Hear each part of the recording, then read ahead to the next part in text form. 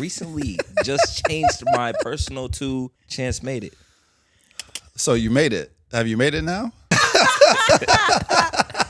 Why can't I do it? Who says I can't? Why does everything have to be traditional? And why can't I try something new? Right? It's coming off defensive. It's giving extremely It's giving, defensive. I'm being defensive. Look, Chance. I'm telling you what you're doing ain't creative. I'm telling you what you're doing ain't art. Is I it think art? art is one of the words It's that's subjective. thrown. I mean, yes, but it's also thrown around a bit too loosely. If you don't get your stuff together, this could be going just like this. It can happen at any moment. Devin, Tyler, Freddie. Freddie. Freddie. Oh my God, what's Buff Home? Buff Home. The buffest photo man of all time. His name is Vintage. There we go. visuals. There we go. Yep. How did we miss you? My dog. I'm so That's sorry. my Not dog, describing man. Vintage as the I had buff to. guy. This might be a very bold statement. Cam and Vintage are the only two people that always cook. Every time. Fair. 5, 4, 3, 2, 1. You ready? Let's rock. All right, so we're back. Welcome to another episode of the Creatives Unhinged podcast. I am your host, Janine. Some people know me as the real J Will, and I'm here with my co-host, Chance here.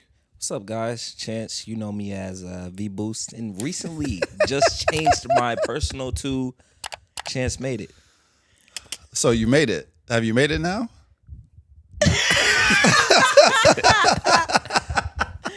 Nah. I wouldn't say that, but it was just a good So slogan. can we make an adjustment to Chance making it? Because we speaking things into existence. Exactly. You're not there That's yet, all I'm but you're doing. on your way. Mm-hmm. Okay, for sure. You a smooth Respect. No, you gotta show love, man. Everybody's on a journey. dude. Yep, every time. Thank you. So, to that point, and thank you for chiming in. We have our first guest in a while, Mike Ojo. Thank you for joining us. We've talked about it a few times, you joining the pod and like us being able to really be able to chop it up. So I'm glad you took some time to come hang out. And yeah, let's talk to this guy about the Chance made it. So you sent a text. He sends this text with a little snippet in there of the Chance made it. Yeah. Do y'all like this? I don't even know if he took the feedback, if he cared about the feedback. care Next about thing you the know, feedback. the post is up, and he tried to change the Instagram name. Then supposedly it went back. Yeah, I changed it back because there's a backstory with me changing it back. And I don't want to get that out right now. We gotta wait. Yeah, we got to wait. Because I want to, if it sticks and it actually makes sense, it's going to be a crazy story. I mean, why can't you make it make sense? I just feel like it's going to be better. It's going to be better. Okay. And I feel like later down the line with these podcasts, maybe if you keep watching, maybe you'll see it on episode 11, episode 12. Maybe we'll We're actually on break it down. 11 right now. Oh. I'm just kidding. Oh, okay. I was going to say, I went back to my head. Yeah, I know. I Yeah. know. Yep, get locked in. That But wasn't bad. what sparked this whole Chance made it, and why did you not take the feedback? So I actually didn't, like I saw the feedback. So what had happened was No. So I'm thinking like Janine's just like on some like, nah. Like I'm not messing with it. Like personally, I'm not messing with it. But you know, usually Janine just be like just playing with me, you know?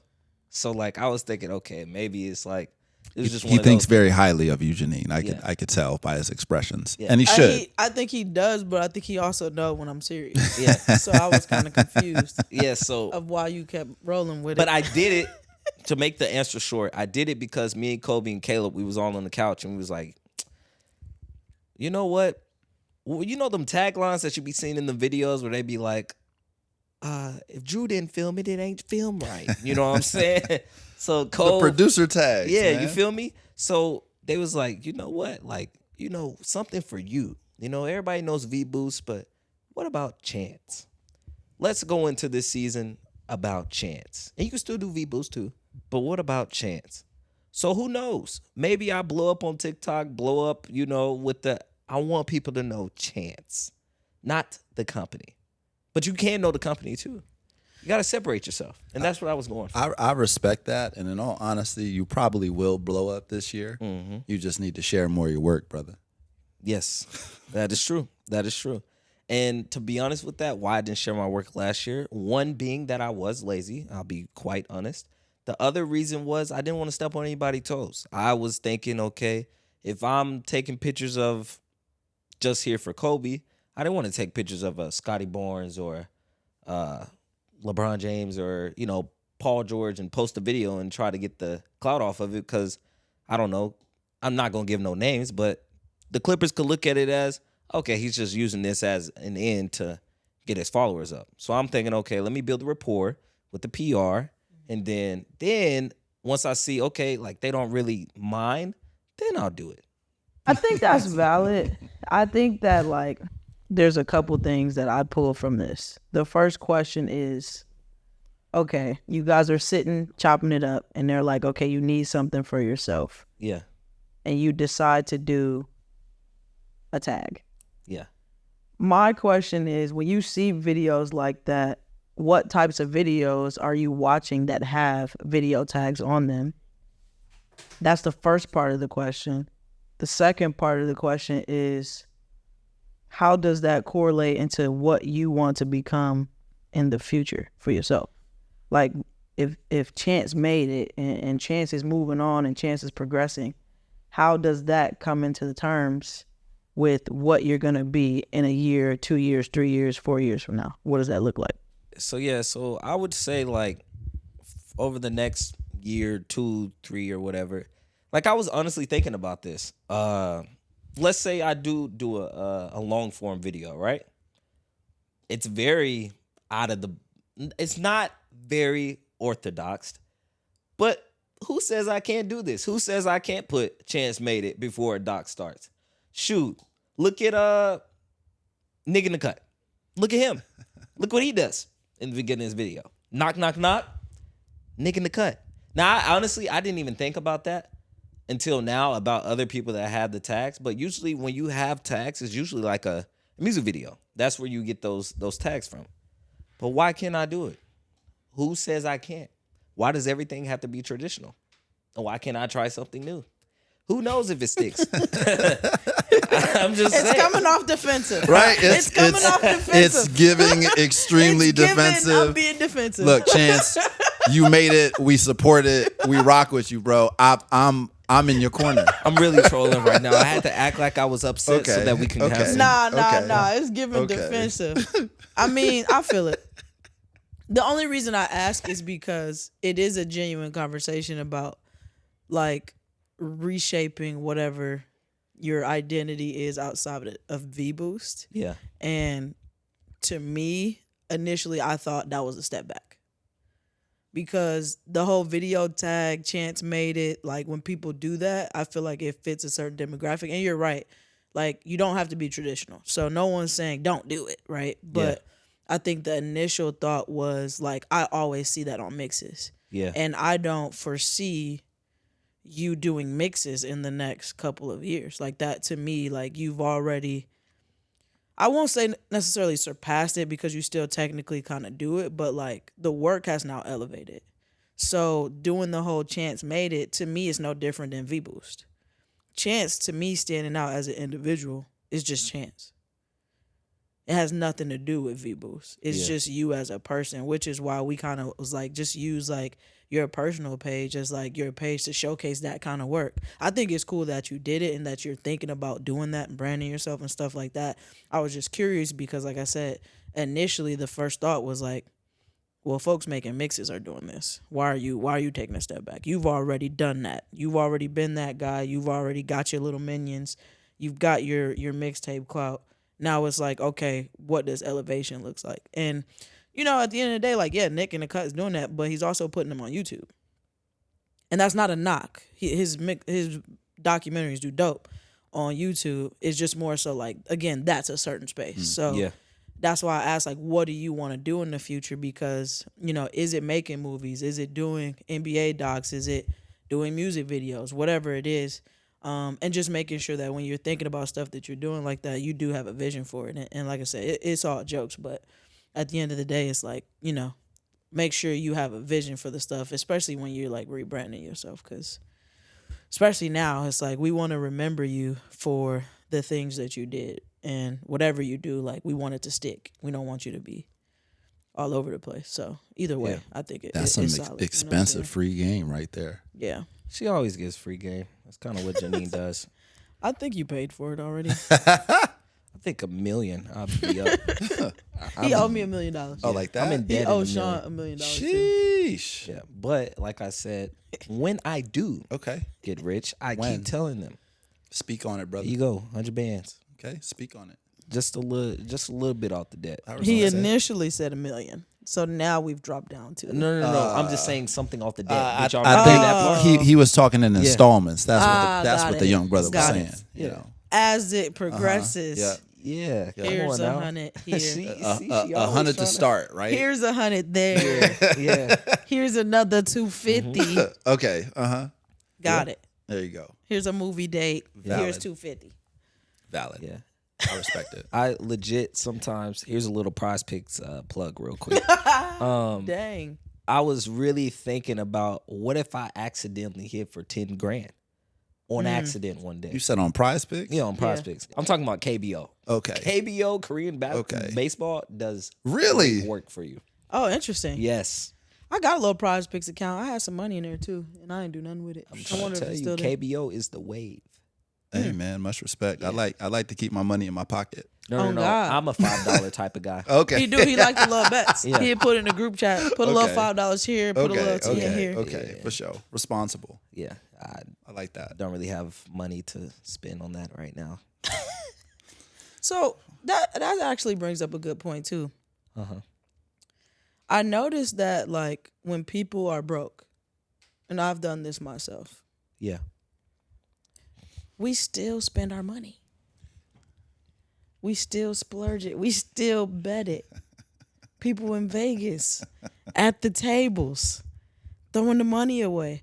Why do we operate like this? Capitalism. I mean, buying camera equipment, knowing damn well we Capitalism. don't need Get it. into it, Mike. What do you mean? Break it down for me. I mean, we've literally been trained and programmed to spend, and we also have to. We have Bro, to spend to I'm survive. about to buy a new monitor tomorrow, You have to. and I have no money. Yeah. You have no gonna money make it now. happen. You gonna end up making the money, especially off like equipment stuff like that. Like, Yeah.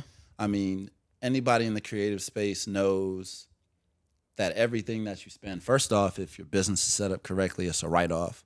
Obviously, you're not gonna be able to write off 100% of it, but Yeah. some of it you Yeah. can expense, Yeah, I can definitely write off that And- monitor. and you'll end up making that money back. The monitor's gonna pay for itself. And if Yeah, anything, and luckily it's not like a crazy expense. yeah, it'll pay for itself, and the benefits of your own health from it too, I'm sure, are going to be worth every penny spent. Yeah, because I'm sure this monitor is more of a colorful monitor for you or something. It's bigger. It's a 7-inch monitor, so it's nothing crazy. I'm trying to shift some things in my workflow, so I'm thinking about purchasing a new monitor. But to be honest with you, I find any reason really to buy anything related to camera equipment. So, yeah, just hearing him say like, I shouldn't be spending money, but I'm betting on Prize Picks is. That's how I feel every day when I'm Except, about to buy some new equipment. you are the prize pick. You betting on yourself. Oh yeah, That's a win. and next thing you know, I'm gonna be trying to get an FX3 that part. or 4 or whatever's coming out. Oh, a new FX is coming out? Sony talk. People I'll let got y'all. a lot of rumors. Y'all man. go ahead. Like we got to get you first of all. If a new camera does drop, we got to get you Please. to come on over. Please. And I know you've been shooting on the FX3. You were about to sit here and shade Sony. I wasn't. Look. You've been shooting. No on shade. one the No past shade. week or so. No shade. I have recently been using a Sony FX3. It's a blessing to be able to Welcome. have a camera of that Caliber. magnitude in the arsenal. Mm-hmm. I have yet to really get used to and accustomed to it. Yeah, But I feel like in time I will. it's a shift. It's a change. It's for you. definitely a shift and a change. As a But I'm Canon very user. much a loyal Canon guy. Hello, Canon. How y'all doing? Love y'all products. Been with y'all from the starts. Hi. Let's say that for a social cut just for Michael. Yeah. Just for you, we will tag Canon. Tag @Canon_USA. I know I don't shoot nature. I don't shoot birds. I don't shoot sharks or wildlife. I shoot people doing incredibly acrobatic things. Not just regular people. Athletes, NBA players. Yes. Hey. Anyway. Anyway. That was a good ad. That was a good ad. Thank you. Anyway, now I'm very much a Canon guy, but I Yeah. can absolutely see why people rave about Sony. Yeah. We're spending that 100%. money, man. Yeah. I'm one of those. I'm spending that money. Yeah. Oh, I know. It used to be a package a day here.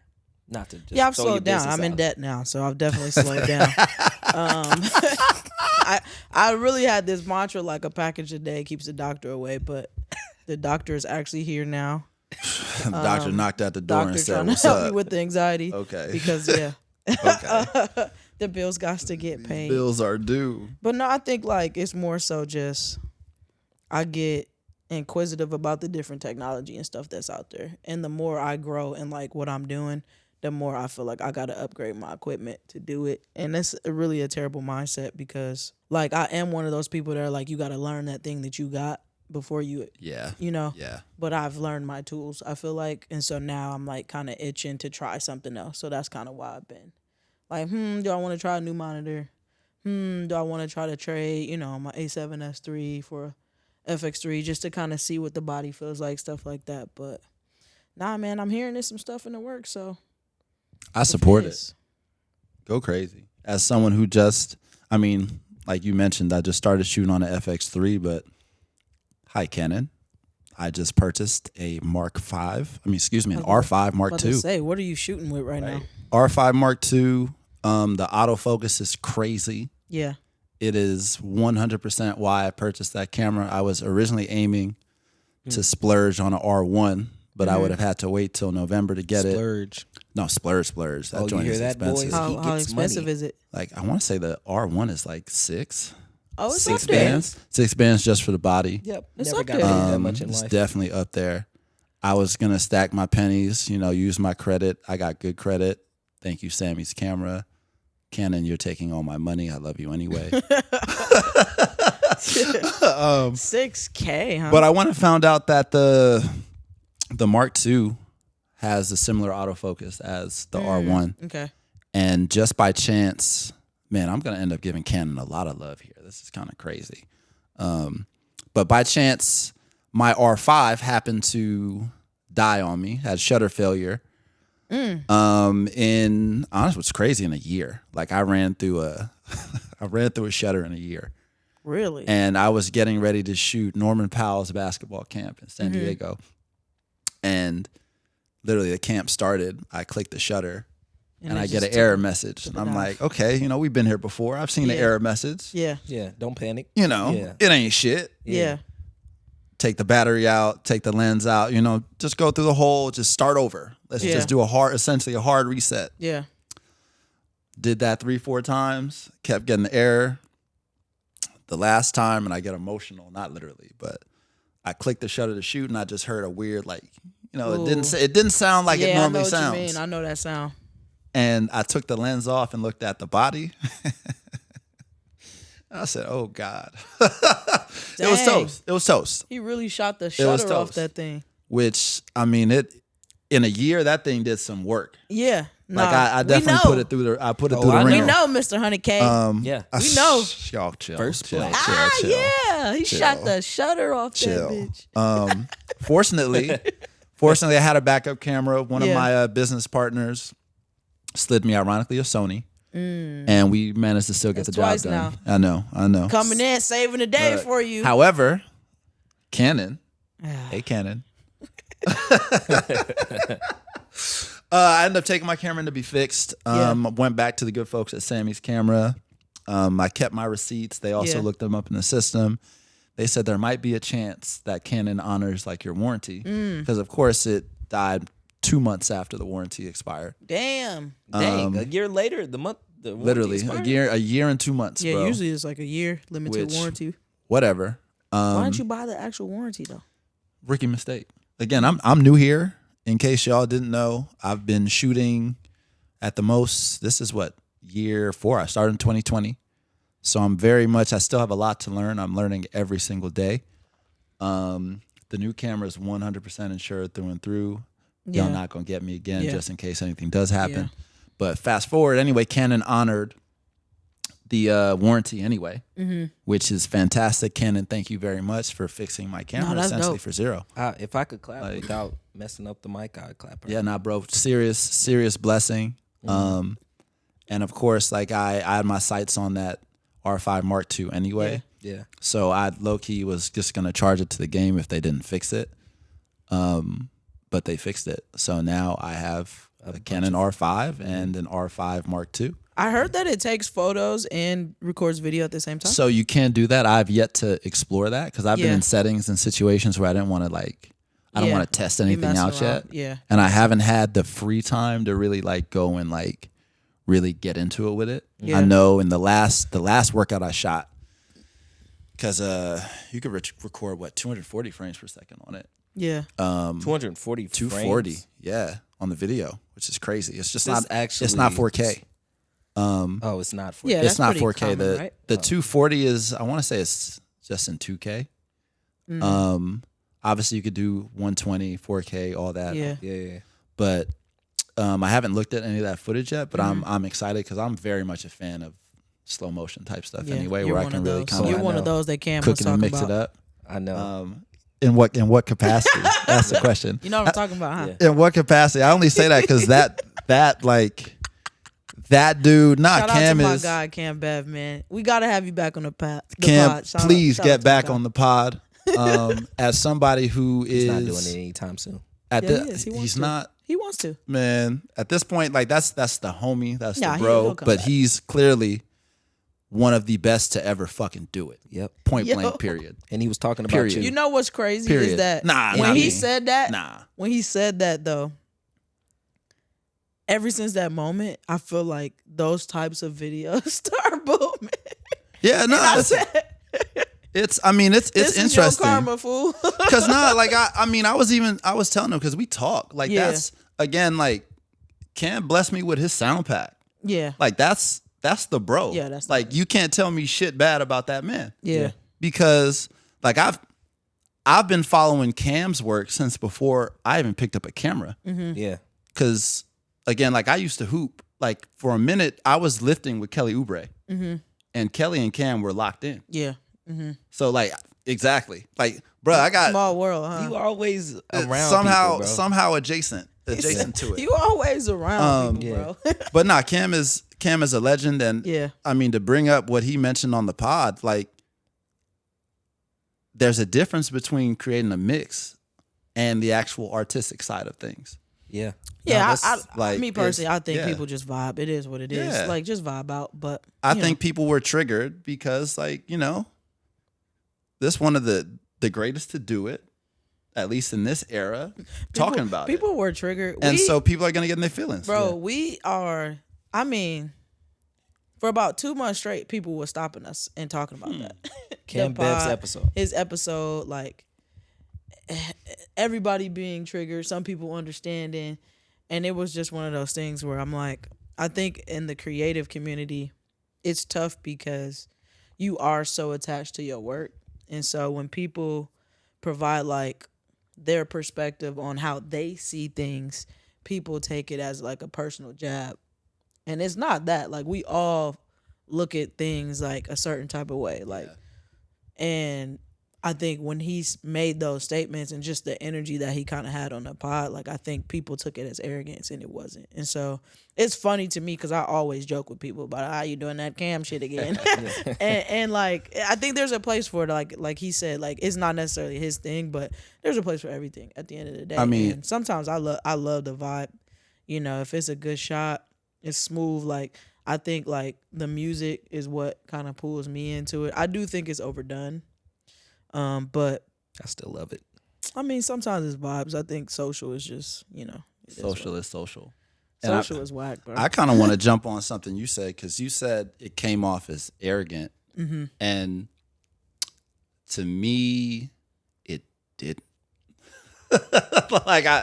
I don't see it as arrogant at all because it's this is somebody who's been doing this, at a very high level for a very long time Expert level. for some very, very reputable people, businesses, organizations. Like you could run down. I mean, if I haven't seen this man's like full body of work as far as the people he's worked with, but like if there's somebody in the space who could talk that talk, It's Cam Beth. it's him. I think once you get to a certain level of the work that you've put in, you are allowed to have a bit of arrogance if you want to. Me personally, I didn't take it as arrogance. I just took it as like he's talking about what he sees.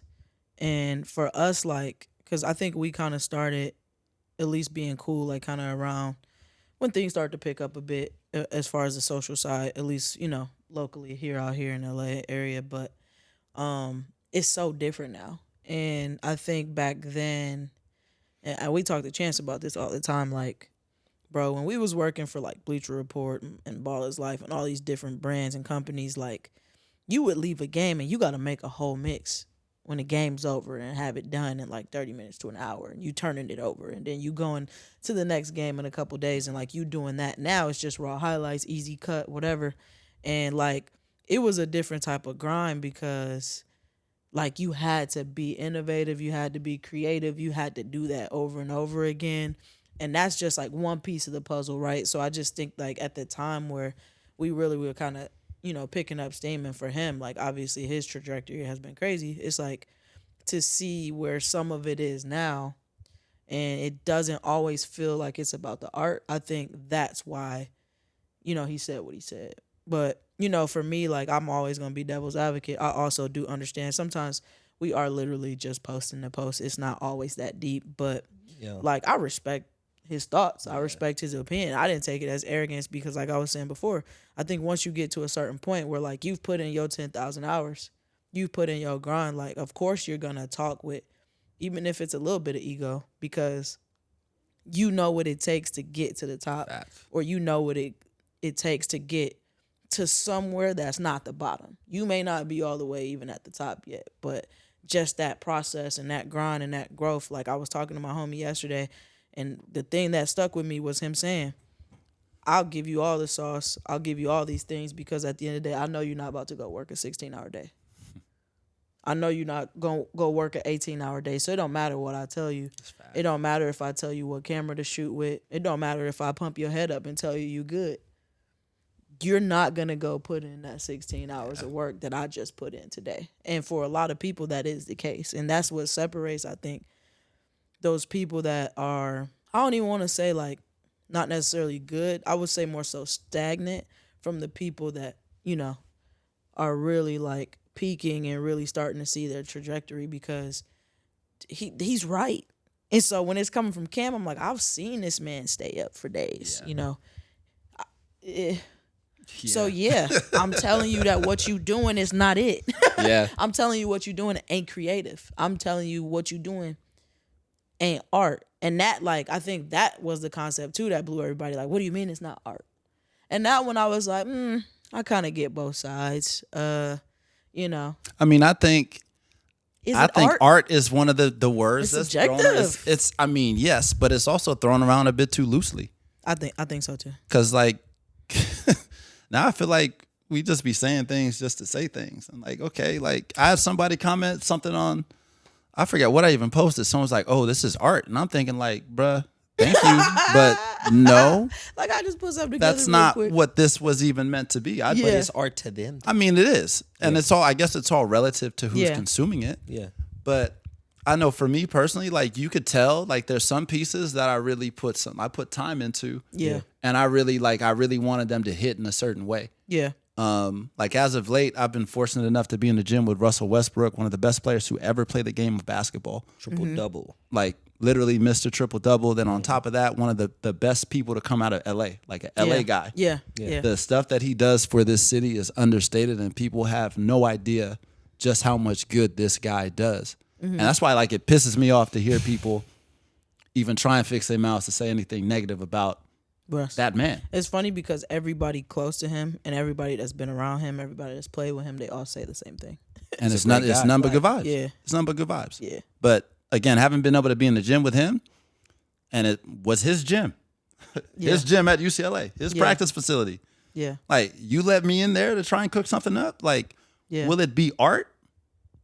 You know, depends on who's talking, like who you're talking to. Depends on who's watching. Depends on who's watching. But I'm going to put some time into this because I now have the opportunity to put one of the best players to ever play the game on display for everybody to consume. Yep. Yeah. So, came correct. You put a I great, like that. I like that thought process. Like, came correct. And from an art standpoint, I know, again, like I alluded to earlier, like I just got here. Like, I really just got here. And that's also kind of ties into the terms of, like, that are being thrown around too loosely. Like, having people call me a GOAT, this, that, blah, blah, blah. Like, no. It feels weird. No, I am not a GOAT. I'm somebody who works really, really hard and is trying to learn and get better on a daily basis. Yeah. yeah, I like that humbleness, but at the same time, if I'm coming up and I am 15, 16, and I see you of color with the 100K, I'm sorry, followers mean something. See, this is the shit that I be talking about. I'm just saying, if I see the this is how they 100K. think. If I see that, I'm just gonna be honest. That's the culture we're in. The 100K. We're So- gonna be like, dang, yeah, you're a GOAT. I mean, there's a lot Yeah, that I but- want to address in that. Sorry to cut you off, Janine. But like, I think that's the problem. It is what a he problem. just said. This what we mean. Because I'm agreeing with you about the GOAT shit. This is what we mean when we say the term is being used too loosely. That's true. I'm just speaking from the other side of it. It Just to make it sure is y'all- too. I mean, if it's kids, it's one thing, but it is too loosely used for people who haven't achieved anything. in anything actuality, on the scale of yeah, what a goat GOAT would actually have is. achieved. Yeah, We're not going to minimize accomplishments. We're not going to minimize what people have done. yeah. But on a scale Yeah. of I'm just starting to goat, yeah, we're skipping steps in even how we visualize what a goat should be. 100%. Now, it's starting to become a term of endearment. And that's okay. Whatever. I've learned to stop giving a shit about what people are doing and saying. It's a term of endearment now. So it's like, I appreciate the humility, but he's right. Like, there is people who's going to look at you and be like, yo, what you're doing is dope. They may never get the opportunity to do that. I mean, You're in the gym with Russ. Some people may never get to see Russ outside of the television. it's true. You know what I'm saying? That's Some true. people are coming up right now in this space, and like, for me, like when I actually started to contextualize that I was watching basketball, right? I saw Michael Jordan. But he's The GOAT. on his out, right? He's on his out. So what I'm seeing from him, I may see that as this is the GOAT, even before seeing the body of work. So you might be having people who are fans of you that are seeing the work and are like, this is some of the best stuff I've seen. This is some of the greatest photography that I've seen, or some of the greatest video that I've seen. So it's one of those things where I'm not as hard on people when they say it, because I kind of get it, but it is for sure still being used too loose. I think two things can be true. I mean, you're right. The perspective of that is huge. Yeah. And I mean, I'm grateful that people would view me in that light. But having an understanding of I feel you. the craft, you Yeah, know I what I'm feel you. saying? And That's then how I especially am. like the space, like when Yeah. I hear GOAT, Yeah. the first name photo-wise that pops into my, there are two.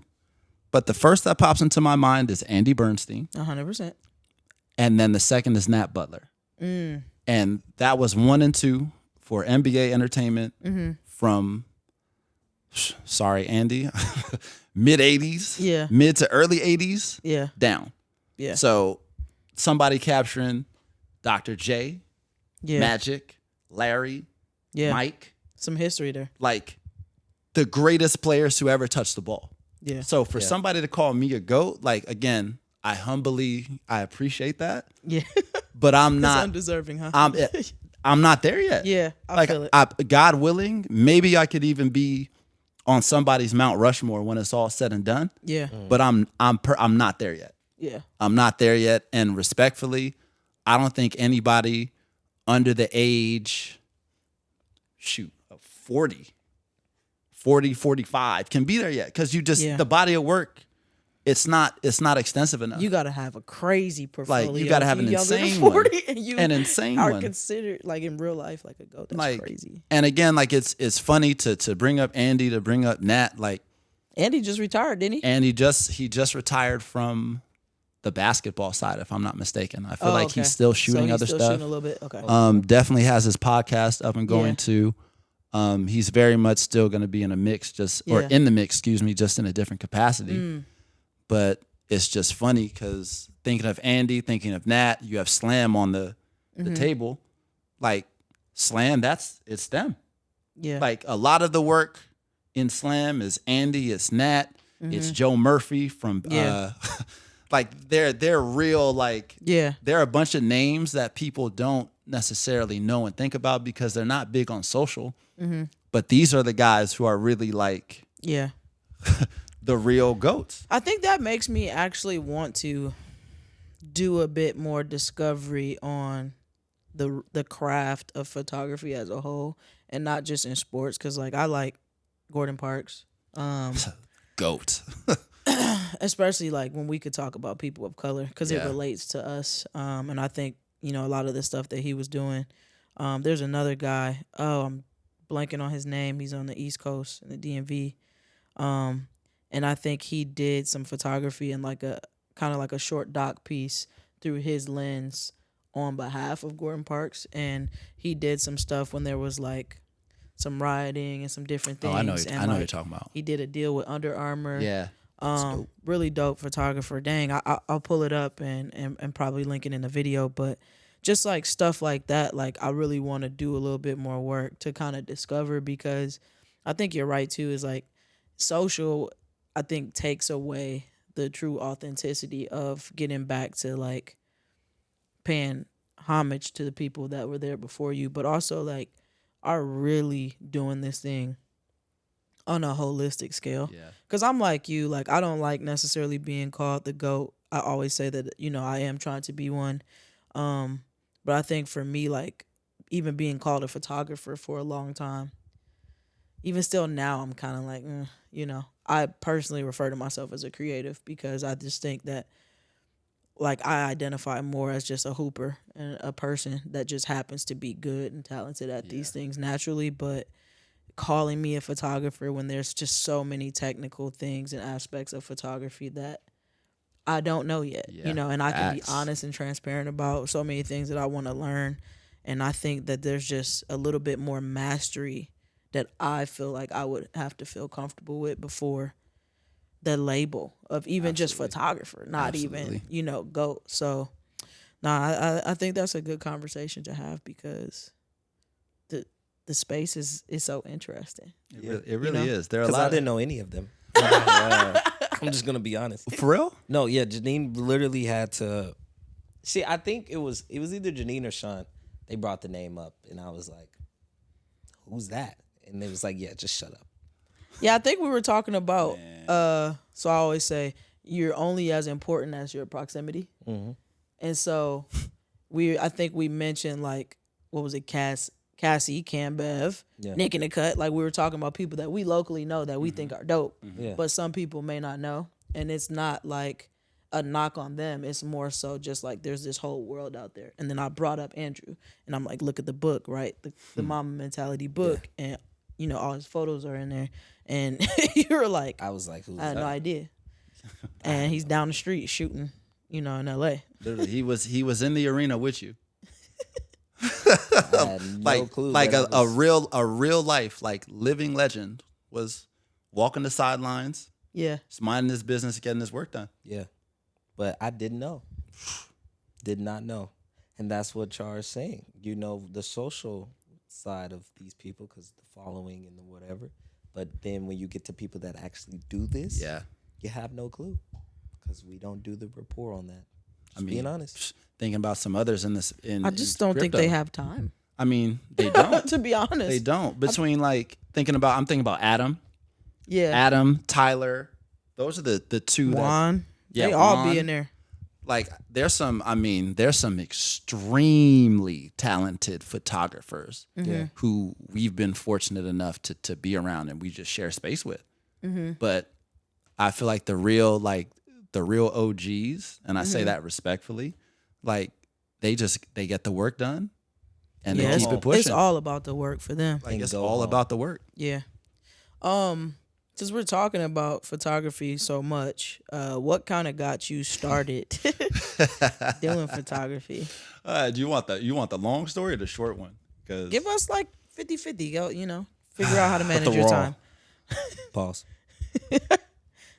Bruh. Okay. Man. So I was initially gifted a camera in, if I'm not mistaken, 2014. This was right after I had finished my second year playing my third year playing overseas. I was playing in Cyprus. Cyprus being the island in the Mediterranean, not Cyprus, California, respectfully. But was playing over there, and I'd seen some beautiful stuff. They were just like ancient Greek ruins. Like it was just stuff where it's like, all right, man, like I'm in a beautiful place. At the time, I had an iPhone. I don't even know, iPhone 6, 7. Whatever it wasn't getting the job done photo wise. So I asked for a camera for my birthday. Was fortunate enough to get one, and I got it and didn't really use it. / didn't use it at all. Whenever I did have the intention of using it, I'd leave the battery at home. I'd leave the memory card. There would always be some Sloppy with it. literally some piece of the puzzle was missing. And fast forward to 2020, I ended up signing a deal with a team in Japan. Tough. Tough, but man, I'm like, this sounds like culture shock. man. It's probably fun. Not though. even culture shock. Like the whole overseas thing, it's a story in its own right. It feels like it was a lifetime ago at this point, because I was fortunate enough to see. You swear you 50. I mean, I've lived multiple lives, and by the grace of God, I'm still here. So, like I've definitely feel older than I actually am. Yeah. But yeah, I played in 10 different countries in 10 years. Yeah. Obviously I didn't touch the league. Yeah. But I was solid. Yeah. Like I was solid. Yeah. But long story short, I ended up in Japan, and obviously 2020 is the year life changed for everybody. My dog Bean. Yeah. Yeah. Like I'll never forget when I heard that news. Like I woke up, like I was talking to my mom. I'm scrolling on Twitter. I'm like, huh? Twitter at the time before it was. Anyway, X. That's its own separate conversation. But saw that and was like, nah, there's no way this was real. Yeah. Because I ended up leaving late that year because full backstory. The season before, I was in Italy A2, Italy second league. Tough. And bro, I cooked out there. Like I had a great year. My Yeah. team, we weren't necessarily good as a team, but from an individual statistic standpoint, like I got busy. Yeah. The highlights looked nice. It was one of those moments where I'm like, all right, we taking a leap this year. Yeah. Unfortunately, it didn't work out that way, which might have been a blessing in disguise. So anyway, I ended up leaving late, going to Japan, and like I was a late signing, so the season had already started. But when I got there, like I remember I saw they were playing that weekend. I didn't play because I just got out there. Yeah. Long flight. You want to get acclimated a little bit before you start playing. Then next thing you know, league gets shut down. Yeah. Because of COVID. Yeah. I'm like, oh, okay. Yeah. What are we going to do? Fortunately, the team owner just decided to keep everybody. He's like, you know what? We don't know what's going to happen. We're going to keep rocking, keep practicing, whatever. So we ended up having a bunch of like internal scrimmages, practices, all that. Yeah. Which was cool. Like I ended up really getting locked in with a lot of my like Japanese teammates. Like shout out to them. Granted, at the time I couldn't explore Japan in the way that I wanted to again because the world was shut down. But anyway, fast forward, like so we were basically locked down from March to May. I remember the last week before I came home, no lie. I don't know if I was just going stir crazy because being locked down, like I swear the camera started like talking to me. It was like, yo, pick me up. Let's go shoot. Yeah. And I'm like, huh? Like, what are we talking about? Like I'm bored. Literally, but like am I I'm bored, crazy? but all right. Am I going crazy now too? So Yeah. like I ended up just going out. Like I had a bike, rode to because I was near a coastal city, rode to the coast. It's beautiful. There were some Japanese people just walking around. I'm like, you know what? Let me just be a tourist out here and start shooting. Mm-hmm. And I enjoyed it. Yeah. I'm like, all right, cool.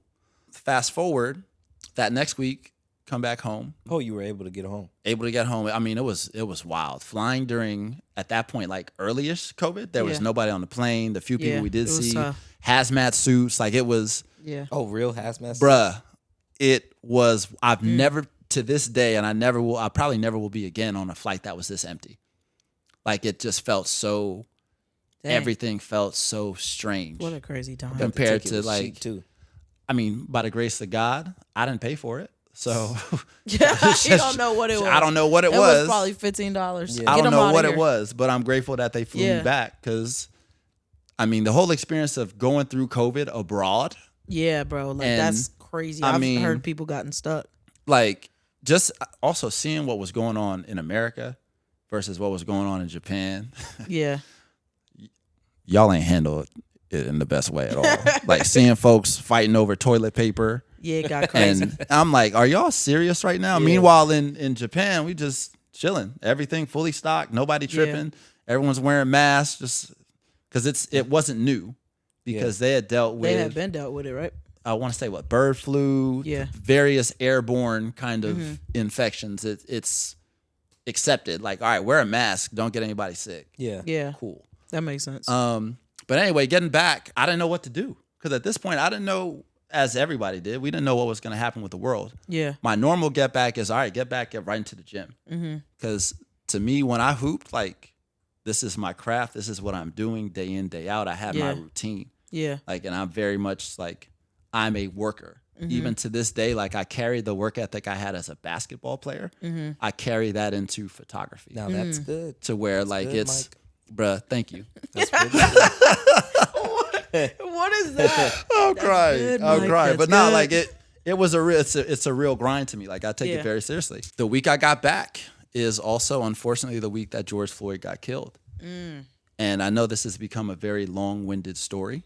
No, you're good, man. That's why we're here to but chat. Yap it up. Part of me also is very much a historian. I'm a nerd for history. And I'm very, very much into kind of social movements. And as an LA kid, the 92 riots happened. I'm aging myself, which is crazy. You say you old as hell. The 92 riots happened. Ancient. I thought you said Asian. I was about to say. No, aging. I did say aging. Ancient. Oh. Ancient. No, I said I'm aging myself because I'm giving y'all dates now. You know what's what I'm crazy? We had another Nigerian on our podcast who also said he was ancient, an ancient being. Yeah.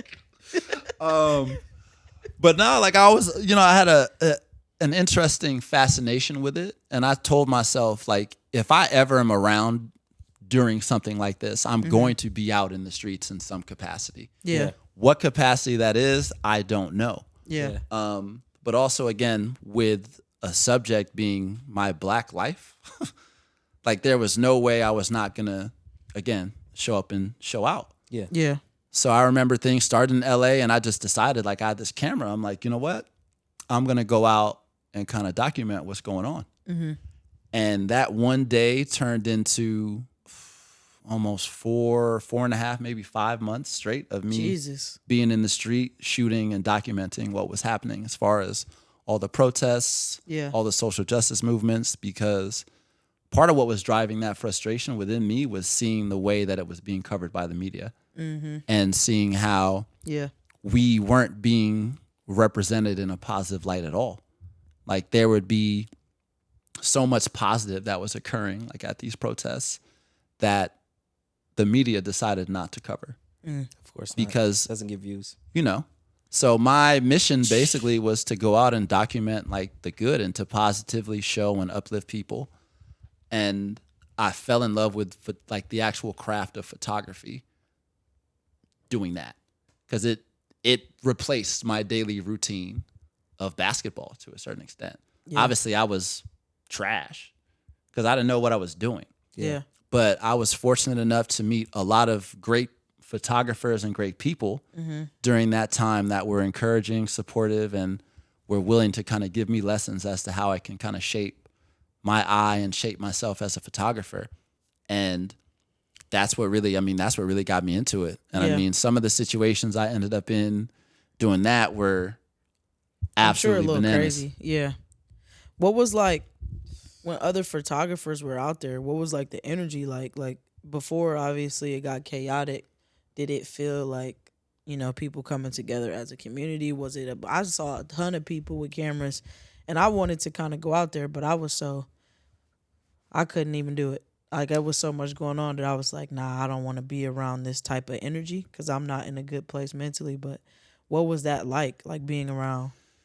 Man, it was it's weird to even reflect upon it because it feels like it was yesterday, but obviously it was 4 years ago at this point. Which is Crazy that's crazy. come by so quick. Like it's literally come and gone. it's that fast. Yeah. But for the most part, there was a lot of camaraderie and everybody was kind of on the same page of really trying to uplift. Yeah.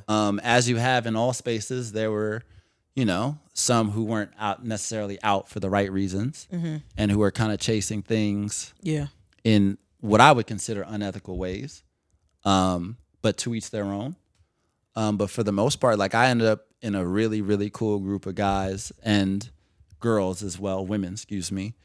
And we just all kind of saw life through the same lens, no pun intended, but just as far as how we wanted to kind of cover and document things. Yeah. And like I'm still very close to most of these people to this day, and I don't think I'll ever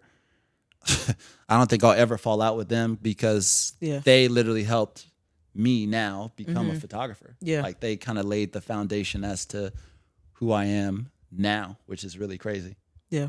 Now that is a dope story. Like you were a activist. Speak up. You were an activist. So here's the thing. I wouldn't even. You were a activist. I would call myself, bro. I would call myself more of I was a photojournalist. Yeah, he was a legit. That's what photojournalist. I fell into. Because also, like going back to Lehigh days, like I was a journalism major, all that. I never thought I'd do anything with it. Because you know, at one point I had a dream. I wanted to be a Sports Center anchor. Like I wanted to do that.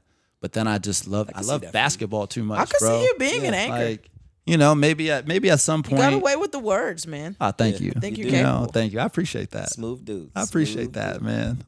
Maybe at some point when I put the camera down, I'll decide to be in front of it. Like even this is strange because I'm never in front of the camera. It's so fun. It is so just be nerve wracking, but it's fun. Yeah, I'll be chilling. but it's made for this. it's been a journey, bro. Yeah. It's been such a journey.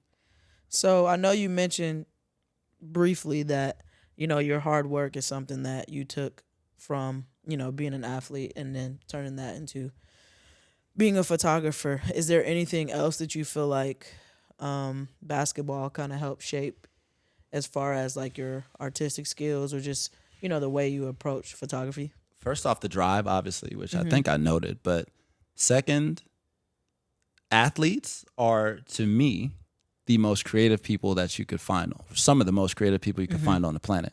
Now, why do you say that? I say that because, especially with basketball, to me, basketball is all improv, like, which is why basketball goes really well with like jazz and R&B, in my opinion. Dang. But Think of that. it's You they're used a they're big tied word together. too. You heard him? Improv. They're tied. Y'all wildin'. Like it's all tied together. Like essentially, you're given a ball, and you have to create movement with your body to deceive somebody who's defending you. It's a lot of creativity. It's all creation. Yeah. Like every bit of it is creation. Like a between the legs cross. Like yes, it's just a between the legs cross, but you got to sell it to where somebody bites on the between or bites on the cross, and then next thing you know, you're trying to throw counters in there. And it's all read and react, and you're literally creating as you go. This is perfect. This is a perfect social clip. Literally. Hey. I'm telling you right now, I'm going to literally put exactly what you said and throw a video under it. That's perfect. I mean, it's true. Yes. If you're gonna take any video of mine, take Yes. something of Kyrie, because there's a reason though. There's a I reason. know, but it's just funny because it's a slight plug to your own shit. nah. If you're gonna take anything of mine, If so, That's why I if opened the door if up you for choose you. to do so, Yeah. please take it of Kyrie because I feel like Kyrie matched to R&B to jazz, shit. I'm wearing an orange hat, Marvin Gaye, bro. Like and Kyrie, it flows. yeah, And there's so much that I feel like you can do with that because his skill set goes perfectly with that type of music. Yeah. Like there's a flow to it. And that's me giving out some of the sauce, but I'm gonna leave it at that. Nah. That's not. I feel like, so when you said that, it made me think about a couple of things. First thing is reading, reacting. Like, that's all about improv, right? And so, like, even no matter how much you train, no matter how much you get in this gym and you doing all these ball handling drills and Euro steps and, tween, and all this other stuff, like, you still have to go out there and play, and you have to read and react to things that you may not even have expected to happen, which I think is super dope. But I think, like, when it goes back to, being creatives who hooped or played another sport, I think, like, when I look at the way someone's final product comes out that used to hoop, it's just so different because I think having that natural ability to improvise, but also to kind of foreshadow and see what's probably going to happen next, and being in the right place at the right time because you already got that feel for the game. And I don't like to necessarily just say that we are better creatives, but I do think that, like, by having more athletes and shooting their sport that they play, like, I think that's part of the beauty of being there, right? Is because it's like it's just different. It's a little bit different than the person who is technically sound at the camera.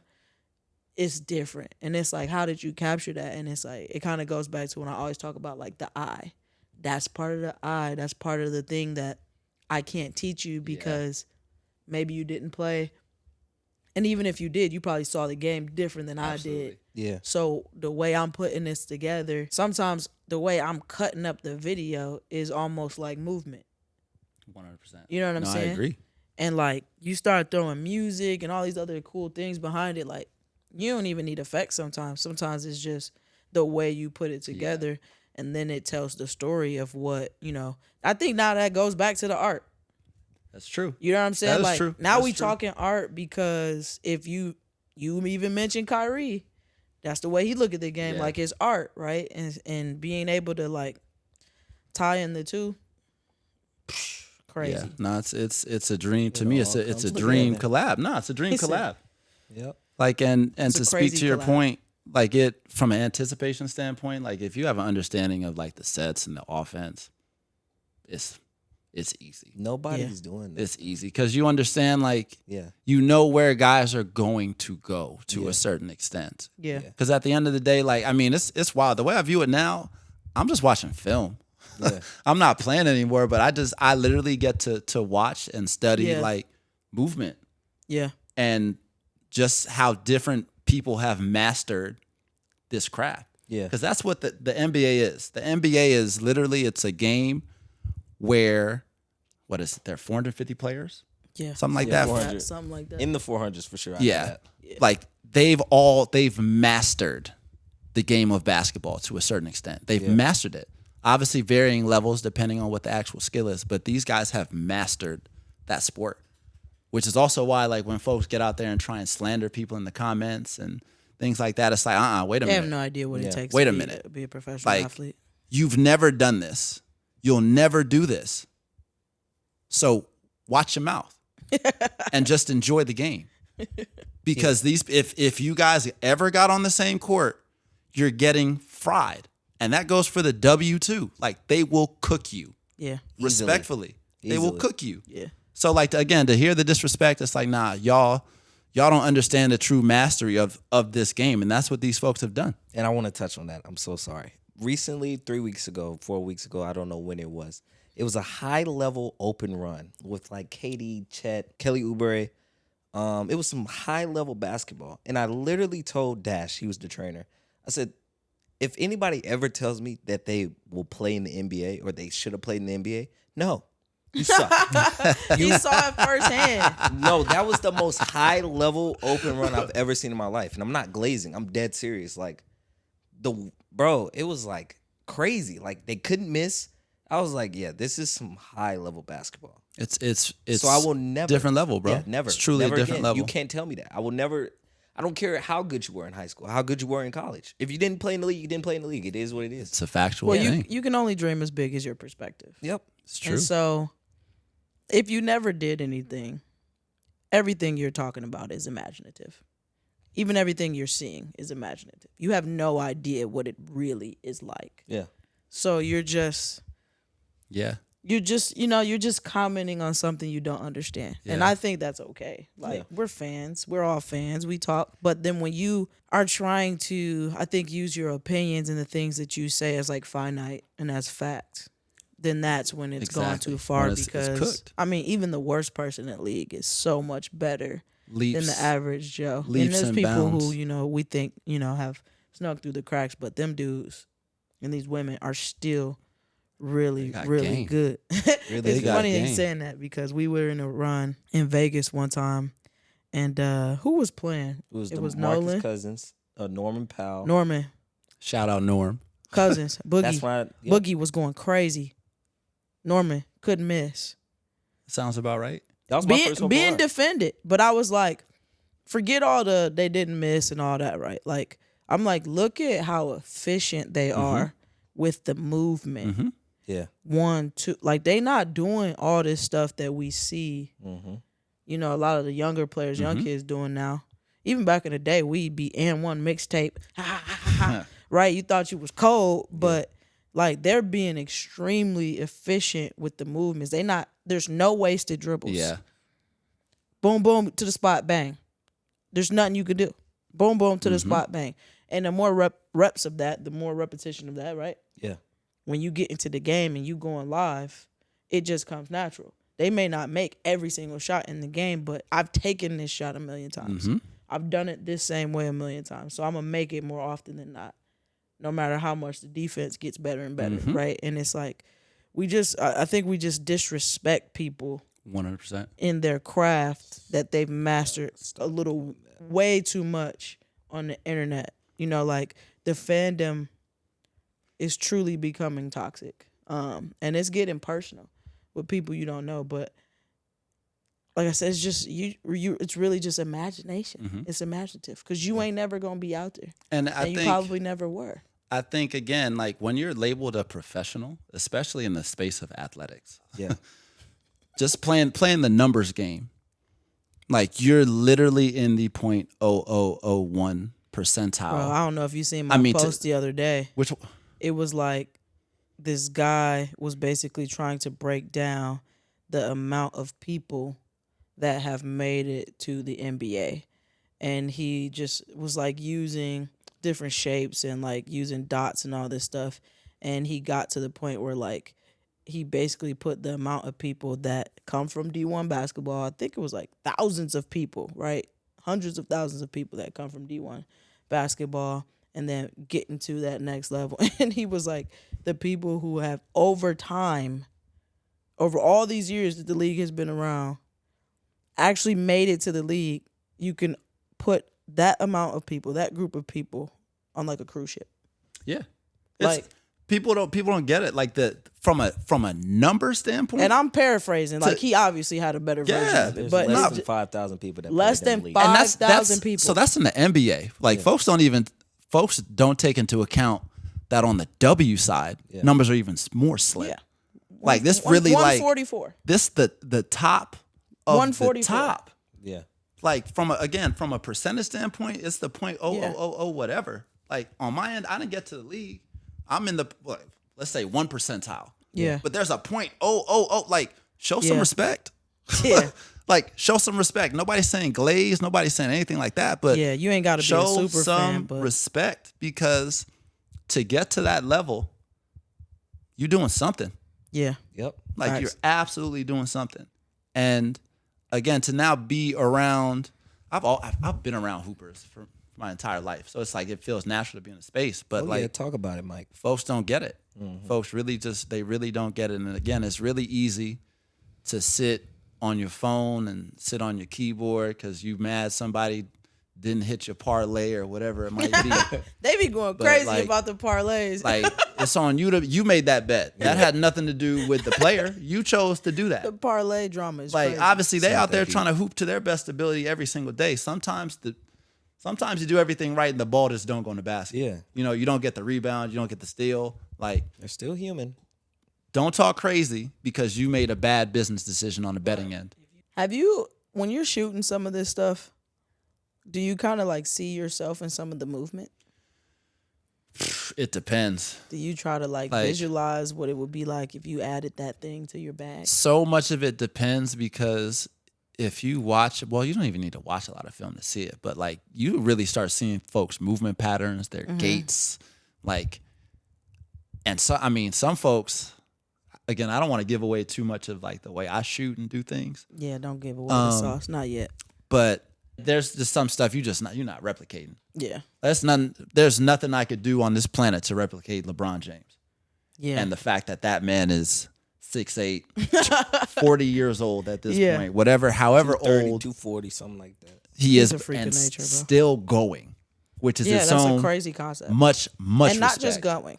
Thriving At a high at a high level Olympic MVP. as a grown as Unk. Dang. Like as Unk, That's crazy. borderline he's now literally he's pops in the locker room. He for real though. One of the oldest in the Which, league. you know, crazy. That's crazy. It's insane. We But old, bro. We I'd say old. in some folks, I could see certain movements. I could see certain things that I would have loved to add to my game, like when I was I'd be like, playing. dang, Um, I could have cooked somebody with but this. again, for me, like that, my playing ego has died. Yeah, but you say like- that and you go to the Drew and you drop like 20 in your I first mean, game. I mean, Shout out to Redemption. Shout out to my what's boy up, Keys? Keon, Big Keys. 3-time back-to-back Drew League winner over here. You already know what it is, but it's not. I'm washed. I'm washed. I'm washed at this point. washed, but you came in first game. I'm washed. And how You many had a points whole did you mixtape. have? What was the stat line? So was this last year or this year? 'Cause Last year. So since I retired, I've played in 4 or 5 Drew games. Last year, my first one back, I think I did drop a dub. We lost, unfortunately. Yeah, Dang, but you was you going dropped 20 crazy. in the But- game back. They was all Yeah, it was posting. funny. They It was posting very, very pictures. funny. They like, It was very funny. Ojo. Because again, it's kind of like an open secret. Like I used to play. Yeah. But so many people now just see me as a photographer. Yeah. Well, you just So- said that you were. I mean, yeah, because I don't put the work in every day anymore for me to personally feel like I could say I'm a hooper.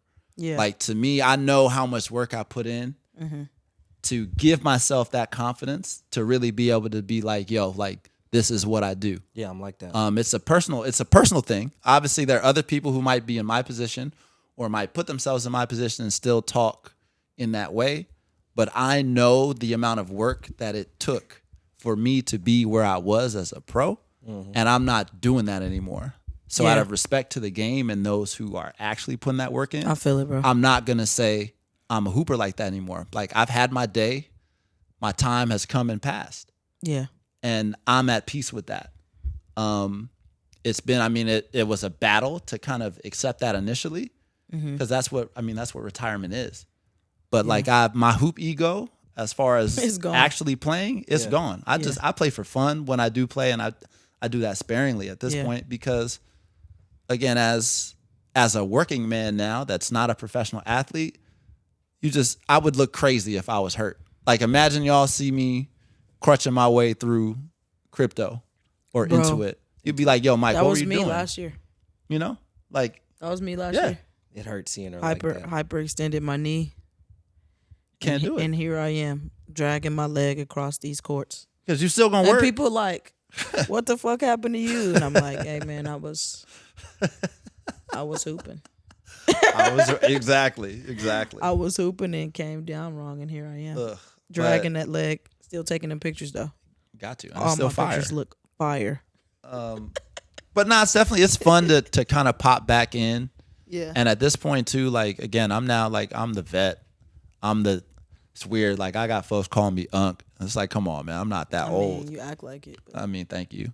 But it's nice to kind of pop back into the space again and just kind of remind folks like, all right, I ain't that old. you know, I'm not that old. Yeah. I can still do that. I can shoot. I'll be able to shoot till yeah. the literal wheels fall off. Shout out. But so shout out to Rashid Hazard. Don't even get me started. One of the best in the game. He's not on social media like that. But if you want to be able to shoot a basketball, it's the person to talk to. I'll vouch for him till the day that I die. One day, y'all will see. Tap in with him. Tap in for Yes, tap in. You know who we talking to. So, by the way, all this jubilance that you have here for the game and the sport, how was it shooting the NBA Finals? Man, it's crazy because I'm going into year 3 of shooting basketball. This will be 2025 will be year 5 of me being a photographer in general, which like I don't even really, I mean, now the world gonna know, whoever watches this pod, but like I'm new to the game. Yeah. Dang. You shot Like, finals on year 3. Fresh meat. Bruh, Straight to the finals. I mean, Crazy. if we being honest, Crazy. if we being honest, bro, like my rookie year of shooting the league, like I got to the finals, which Fresh meat. Oh, you was there the first He year? was on his Caitlin my Clark first full season. I ended up shooting the finals. Obviously, I ended up in Denver. cooking. Nuggets versus Heat. Shout out to Denver. Shout out to the social team over there. Great people. That's insane. But to be able to Rookie be season. in that space, I mean, if you would have told me that I'd be able to get to the top of that mountain, I don't even know what I would have said. Yeah. Because to me, like my whole thing with this again is like I told you guys before, like the way I approach this is the way I approach basketball, where it's like, all right, I'm getting some work in on a daily basis. Yeah. Like I'm gonna find a way to try and improve. I'm gonna go shoot. Something is happening every single day because it's routine, and to be able to kind of turn that routine into an opportunity that will allow me access into that space, man, like I'm so grateful that I was able to do so. And it's just, it was such a crazy thing to shoot because it was also, obviously it was Denver's first chip. Yeah. They're like super motivating. It was, I mean, it was wild again to be in the space. And obviously when you get to, like, for aspiring photographers in the league, like when you get to the finals, basically NBA events, like access, everything changes. It's not, you can't just go wherever you want to go. Yeah. But my thought process personally is if I'm in the gym or arena with a camera, no matter where you put me, I'm going to find a way to capture something that will resonate either with myself. Not even that. To be honest with you, I'm going to capture something that I like. Because at the end of the day, I really shoot for me.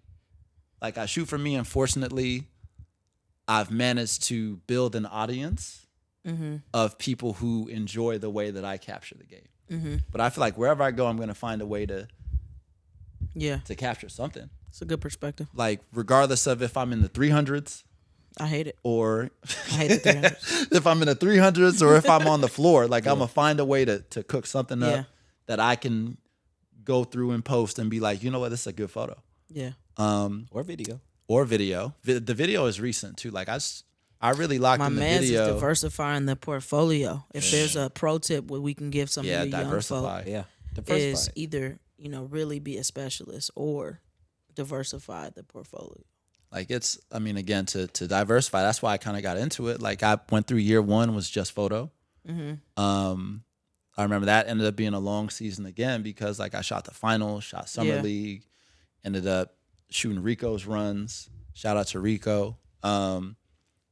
And I remember once those runs ended that year, downtime. Yeah. And I didn't take the downtime as downtime. It's like, all right, let's diversify the skill set. So I actually tapped back into like essentially men's league runs. And I just decided, hey, I'm going to teach myself how to cook. Yeah. Like I'm going to teach myself how to cook up video. Yeah. And my Good, thing, though, just to have that like extra skill. 100%. You ain't got to be a master at it, but But you just got to start. to just be capable, I think is cool because nowadays everybody wants to know if you can do a little bit of both, Yeah. especially like on the social side of things. Even when they hire you, they want to know if you. Yeah, they want to know if you could do both, They wanna and if save you're coin. mostly photo, can you do a little video, and Yeah. vice versa? Can you do a little Yeah. photo? So that's good. You took the time to do that. Yeah, I mean it's interesting because I keep everything on my page. Like y'all were joking with me earlier. Like I post 4 times a day. Like, Man, you it's crazy because I literally felt like 4 or 5 times a day. I'm like, damn, this dude just posted. Yeah. Slow down.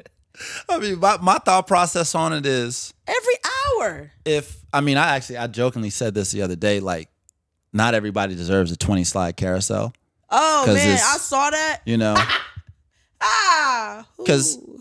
sometimes slide? Get 20. unhinged. Honestly, sometimes not. This is an unhinged moment. Less is more.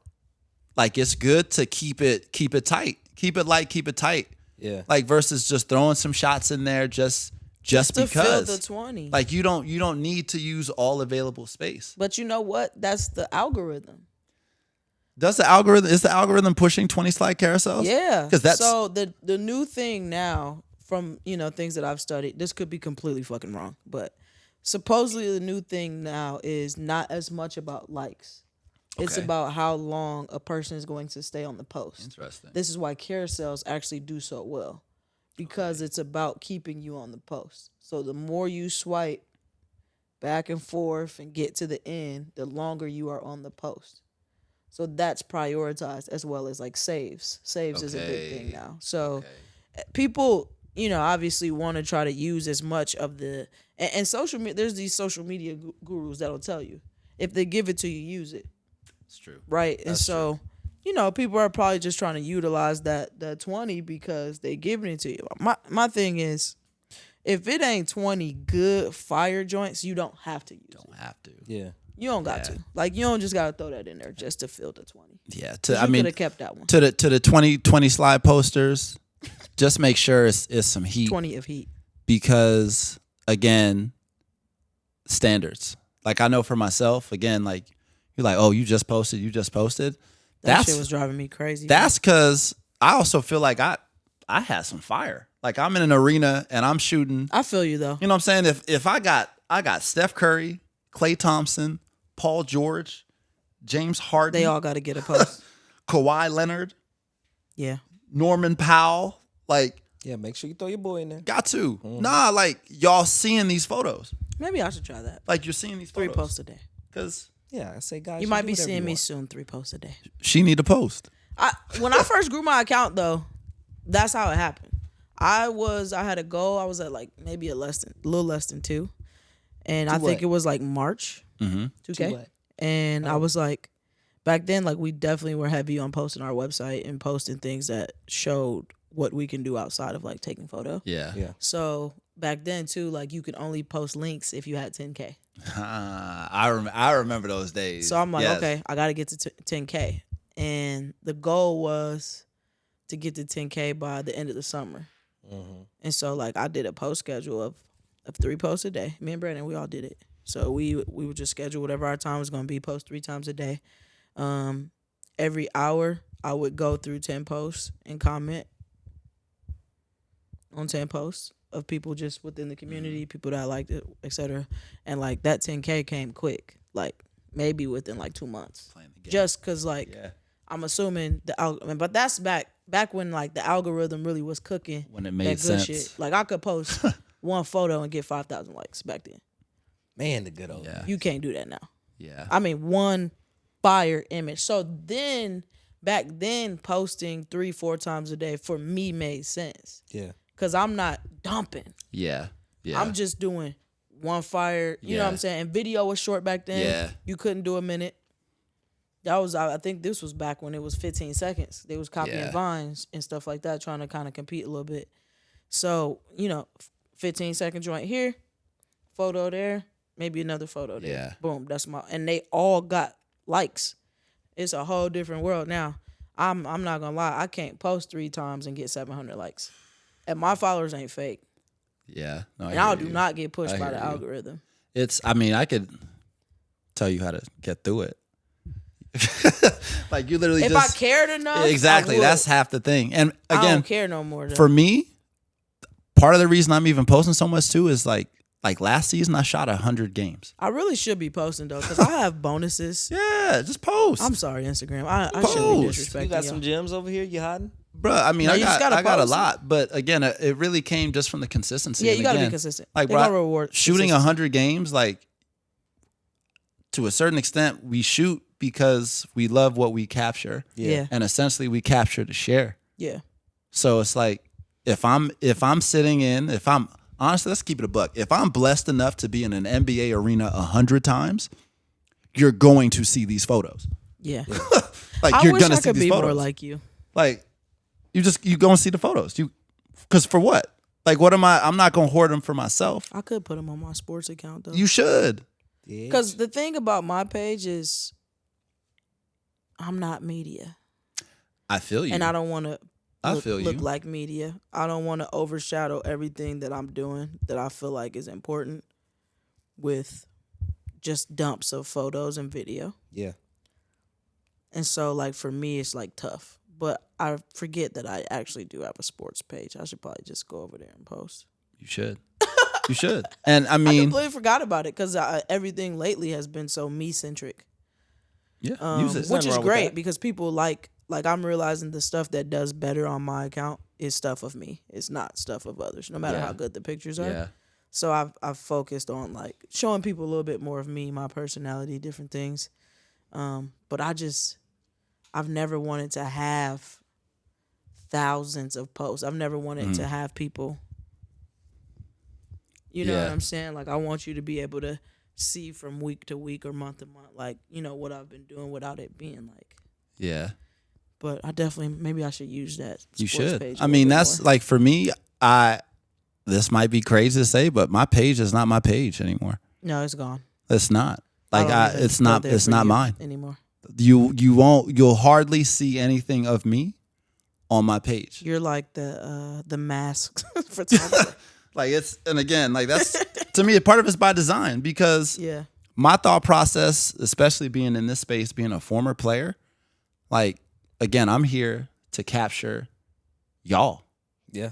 I'm not here to boost myself. And that's not knocking any creator who does choose to highlight or show themselves. That's an interesting take. Like that's I'm no knock on posting them. y'all to boost y'all while not posting myself. It's literally because to me, it's not about me. Like again, bro, I'm blessed to last season, bro.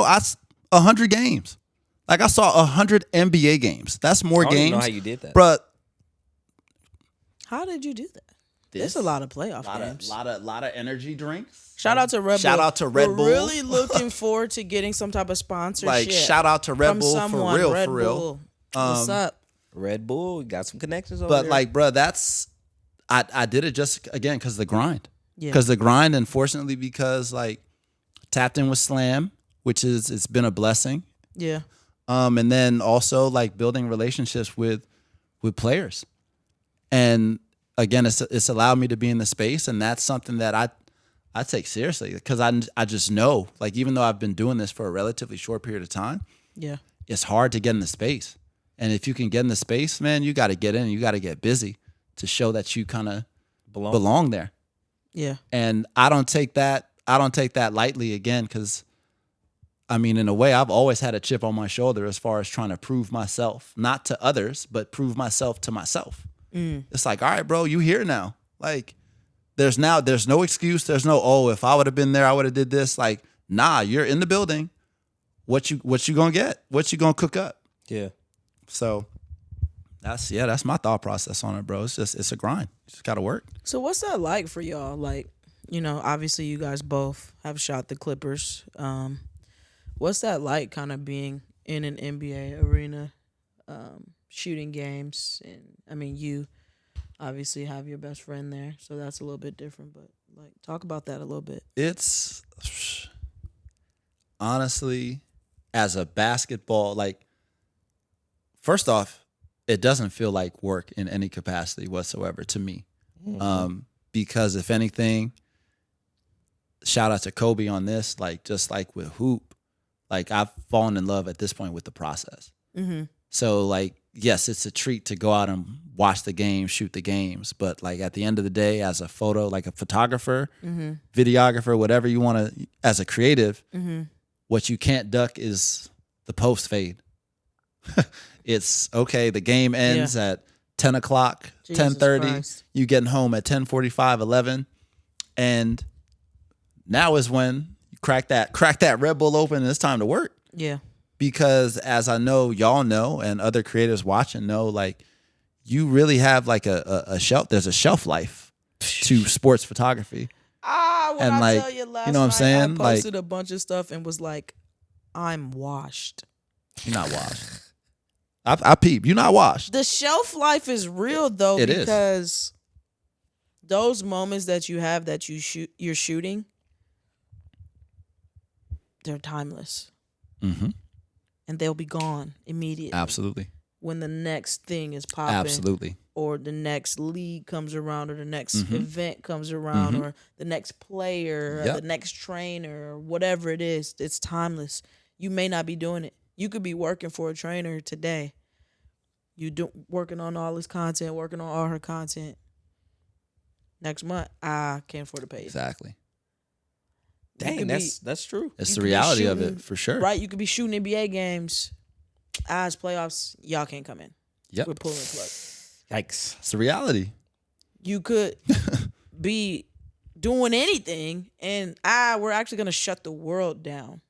Mm-hmm. That's why We're gonna reset everything. in those moments you gotta And appreciate then what it. you gonna do? Like, you have to, It like, could be taken away from you Man. at any point. anytime, dude. Anytime I It's a step harsh foot reality. on like an NBA floor to shoot, I swear to you, man, I say a prayer in my head. I'm grateful Yeah. because, like you said, to your point, it can be gone just like that. They can Yeah. turn the water off. Or even like, hey man, they might start pulling the plugs on some of the credential processes.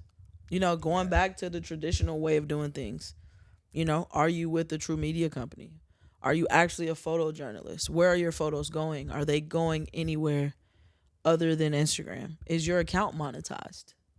Yeah. You know, like there's all these different things that we have the luxury of having access to. And I think we get so comfortable. Truly. We get so comfortable. I know I'm comfortable. Not no more, but I know I've been there. You know what I'm Yeah. saying? And like this past 6 months, I've been like, let me get about this, because we get comfortable. We Yeah. get complacent. We get a little bit of ego about us, where we think we deserve opportunities. We think we deserve access. We think that these things are always going to be there. And for some of us, if this camera is all you got, or the access is all you got, Truly. what are you going to do when they pull the plug on that? Yep. So, Yeah. And to touch on that, I'm going to give a quick story. So this year, we started working with Adidas, right? Really great opportunity, right? Janine brought, Shout out to Adidas. yep, shout out to the gang. 3 Stripe Life. yep, 3 Stripe Life. Janine brought a bunch of black creatives on. Is this black like capital black or black like just a capital B? Capital B. He's so Capital right. B. Capital B. Okay. And it was a lot of instances, I can be honest with myself, where I was kind of just like, oh, I'm supposed to be here. Not like that, but, you know, and Janine would check me and be like, I don't have to have you here. You know what I'm saying? Like, and I really had a kind of a check in the mirror type of thing not a couple weeks, it was probably 2 weeks ago. It was kind of like, bro, if you don't get your stuff together, this could be going just like this. You know what I'm saying? And the reality of it is, it can happen at any moment. God forbid, Kobe could get traded tomorrow. God forbid. Then what? Now, I still have the rapport with the PR that maybe I could get into the game, but who knows? So that's why this season, I promise you, I'm going to clip this. We'll look at this a year from now. They're like, okay, he took this season seriously. Because hope. at any moment, anything can happen. Can be gone. Yeah. Anything can happen, bro. And it's just like, I don't want to be like, dang. Like, I really had the opportunity to like shoot a Kyrie, Jason Tatum, or Kobe Brown, bro. Kobe Brown. Learn the name. Like, I'm gonna be Shout able out, to shout be out like, to young Kobe KB. Brown, man. This You you know the what I'm new saying? KB in town. Exactly, bro. Exactly. And it's just like, I don't want to be like, dang, like I really wasted that opportunity and I just got complacent. But at the same time, it's like I would literally be like, not talking bad about people, but I would literally see like other like videographers was like, dang, how did they get there? But now I'm there, and I'm like, now somebody could be like, why are you there? You're not posting anything. You're not doing anything. So yeah, bro, I'm glad Taking you said up that. space. Yeah, literally just taking up space. I'm Taking just- up good seat. space, occupying space that somebody else is dying to have. Exactly. I'm glad you realized, bro. I think this brings up a valid point too of accountability. And accountability is a spectrum. It's not just, I think people always think about self accountability. But I think like, especially in the creative world, I think this is a thing in general, but I think especially in the creative world, there's not enough accountability from peers, from your inner circle. Like, I truly believe you're the average of the 5 people you spend the most time with. But if those 5 people that you're surrounded by, or your group of 5, are not holding you accountable, it's so easy to fall victim to that. It's happened to me. Yeah. It's not a lot of people checking me about my shit, if I'm being honest, right? So it's like, you gotta try to surround yourself by people that are going to hold you accountable for those moments where the ego is becoming too much, where the effort isn't there, right? Like, just certain moments where it's like somebody else could be in your spot. Because when that gets taken away, I'm telling you, if you've ever felt loss for real of any kind, there's nothing like it. There's nothing like it. Whether it be people, jobs, whatever, there's nothing like taking an unexpected loss. There's nothing like taking an expected loss. When you're lingering around like, I got a little bit more time. And then, boom. You ever had your bank account garnished or something crazy came out? You thought you had a bill that maybe you put on hold for a little bit. And then you wake up, you think you're about to go get a meal. Think you got $40 and you come back and it's like $1,000, $2,000, like them losses that are, you probably should have did your thing, Man, I could tell. taking care of that thing, fix that relationship. That girl told you to come on now, figure it out. And then it's like the next day you come in the house, the closet is empty. Like, you don't want to experience a loss like that when your identity is attached to your creation. And That's a fact. Ooh, you Janine, don't want to take a loss like Janine, that. you preaching? Nah, I'm serious though. It's real. It's Yeah. real. You know what I'm saying? Because that's how it is now for us. And I don't know if it's like that for, traditional photographers and people in the production space and stuff. But it's like now with social media, your work is literally attached to your identity for some people. 100%, Right? They yeah. care about followers and clicks and damn, I only got 10 likes on this and is my work not as good or whatever. And when you're not getting, I see people post about stuff all the time about not getting credentialed and stuff like that, and they're down on themselves. I saw this dude yesterday post 100 job applications he filled out before he got his first yes. And that's all attached to sometimes people's identity because how passionate they are. And again, the ego, how good you think you are. And when you take that loss, hey, nobody's going to be able to help you out that rut. Nobody. You're going to be down there by yourself while everybody trucking along with their followers, taking your credential because your ass ain't in here no more. Yeah. Doing Like, what you was supposed to do. Nah, for real. And then now you looking like, damn, I'm watching somebody maybe surpass me or, sometimes, hey, maybe somebody I hated on. And I'm like, damn, this dude or this chick ain't that good. Now she in the spot that you was in, Yeah. and you feel back in like you should be Alabama. there. Yeah, I mean, that's a real thing. Your ass Yeah. could be back in Alabama. Yeah. In a second. But That's again, how I feel. I ain't going back home. the thing is, like, I feel like once you have that perspective, it doesn't leave you. Yeah. And for you, Chance, like, I'm glad you've had that kind of wake up call because this season, I can't wait to see what you cook up this season. Me too, Chance made it. Knowing I'm excited. Knowing that's the verge. mentality On that the you verge. have. I'm looking forward to hearing Baby Girl every day. And Chance made it. and Chance made it and learned these 3 new words on the verge. Wait, no, 4 words. Sorry. this guy. On the verge. Wait, That's on the It's verge. 3. Clip Damn, that. dang it. You Clip went to that. public school? Clip that. Did you go that. to public No, school? that's the Alabama education. Respectfully, Whoa, Damn. we're like 48th. Relax. 48 out of in what? 50. In the country. Literally out of 50 states. It happened. Which is 48th at the bottom? Yeah. so. Since you said that proudly, Wait, Yeah. Since- education wise? Yeah. But I went to a technology school though. I was A in who? Technology school. They're So, at the bottom like I that? mean, I went to magnet schools all my life. you got to think about it. It's also, I mean, the I've country, never been to the country Alabama we're other in. than just to a gym. I haven't been to Alabama can't at wait to all. take you. Respectfully, It's solid. The I bet- places I I've bet gone it to, is. It's all right, but I it's bet nothing it but is. grass and no I'll sidewalks. take y'all. but no, you got to think the way that this country is, and the way that certain people are actually trying to, disband. What is it? The Department of Department of Education, I think. Education.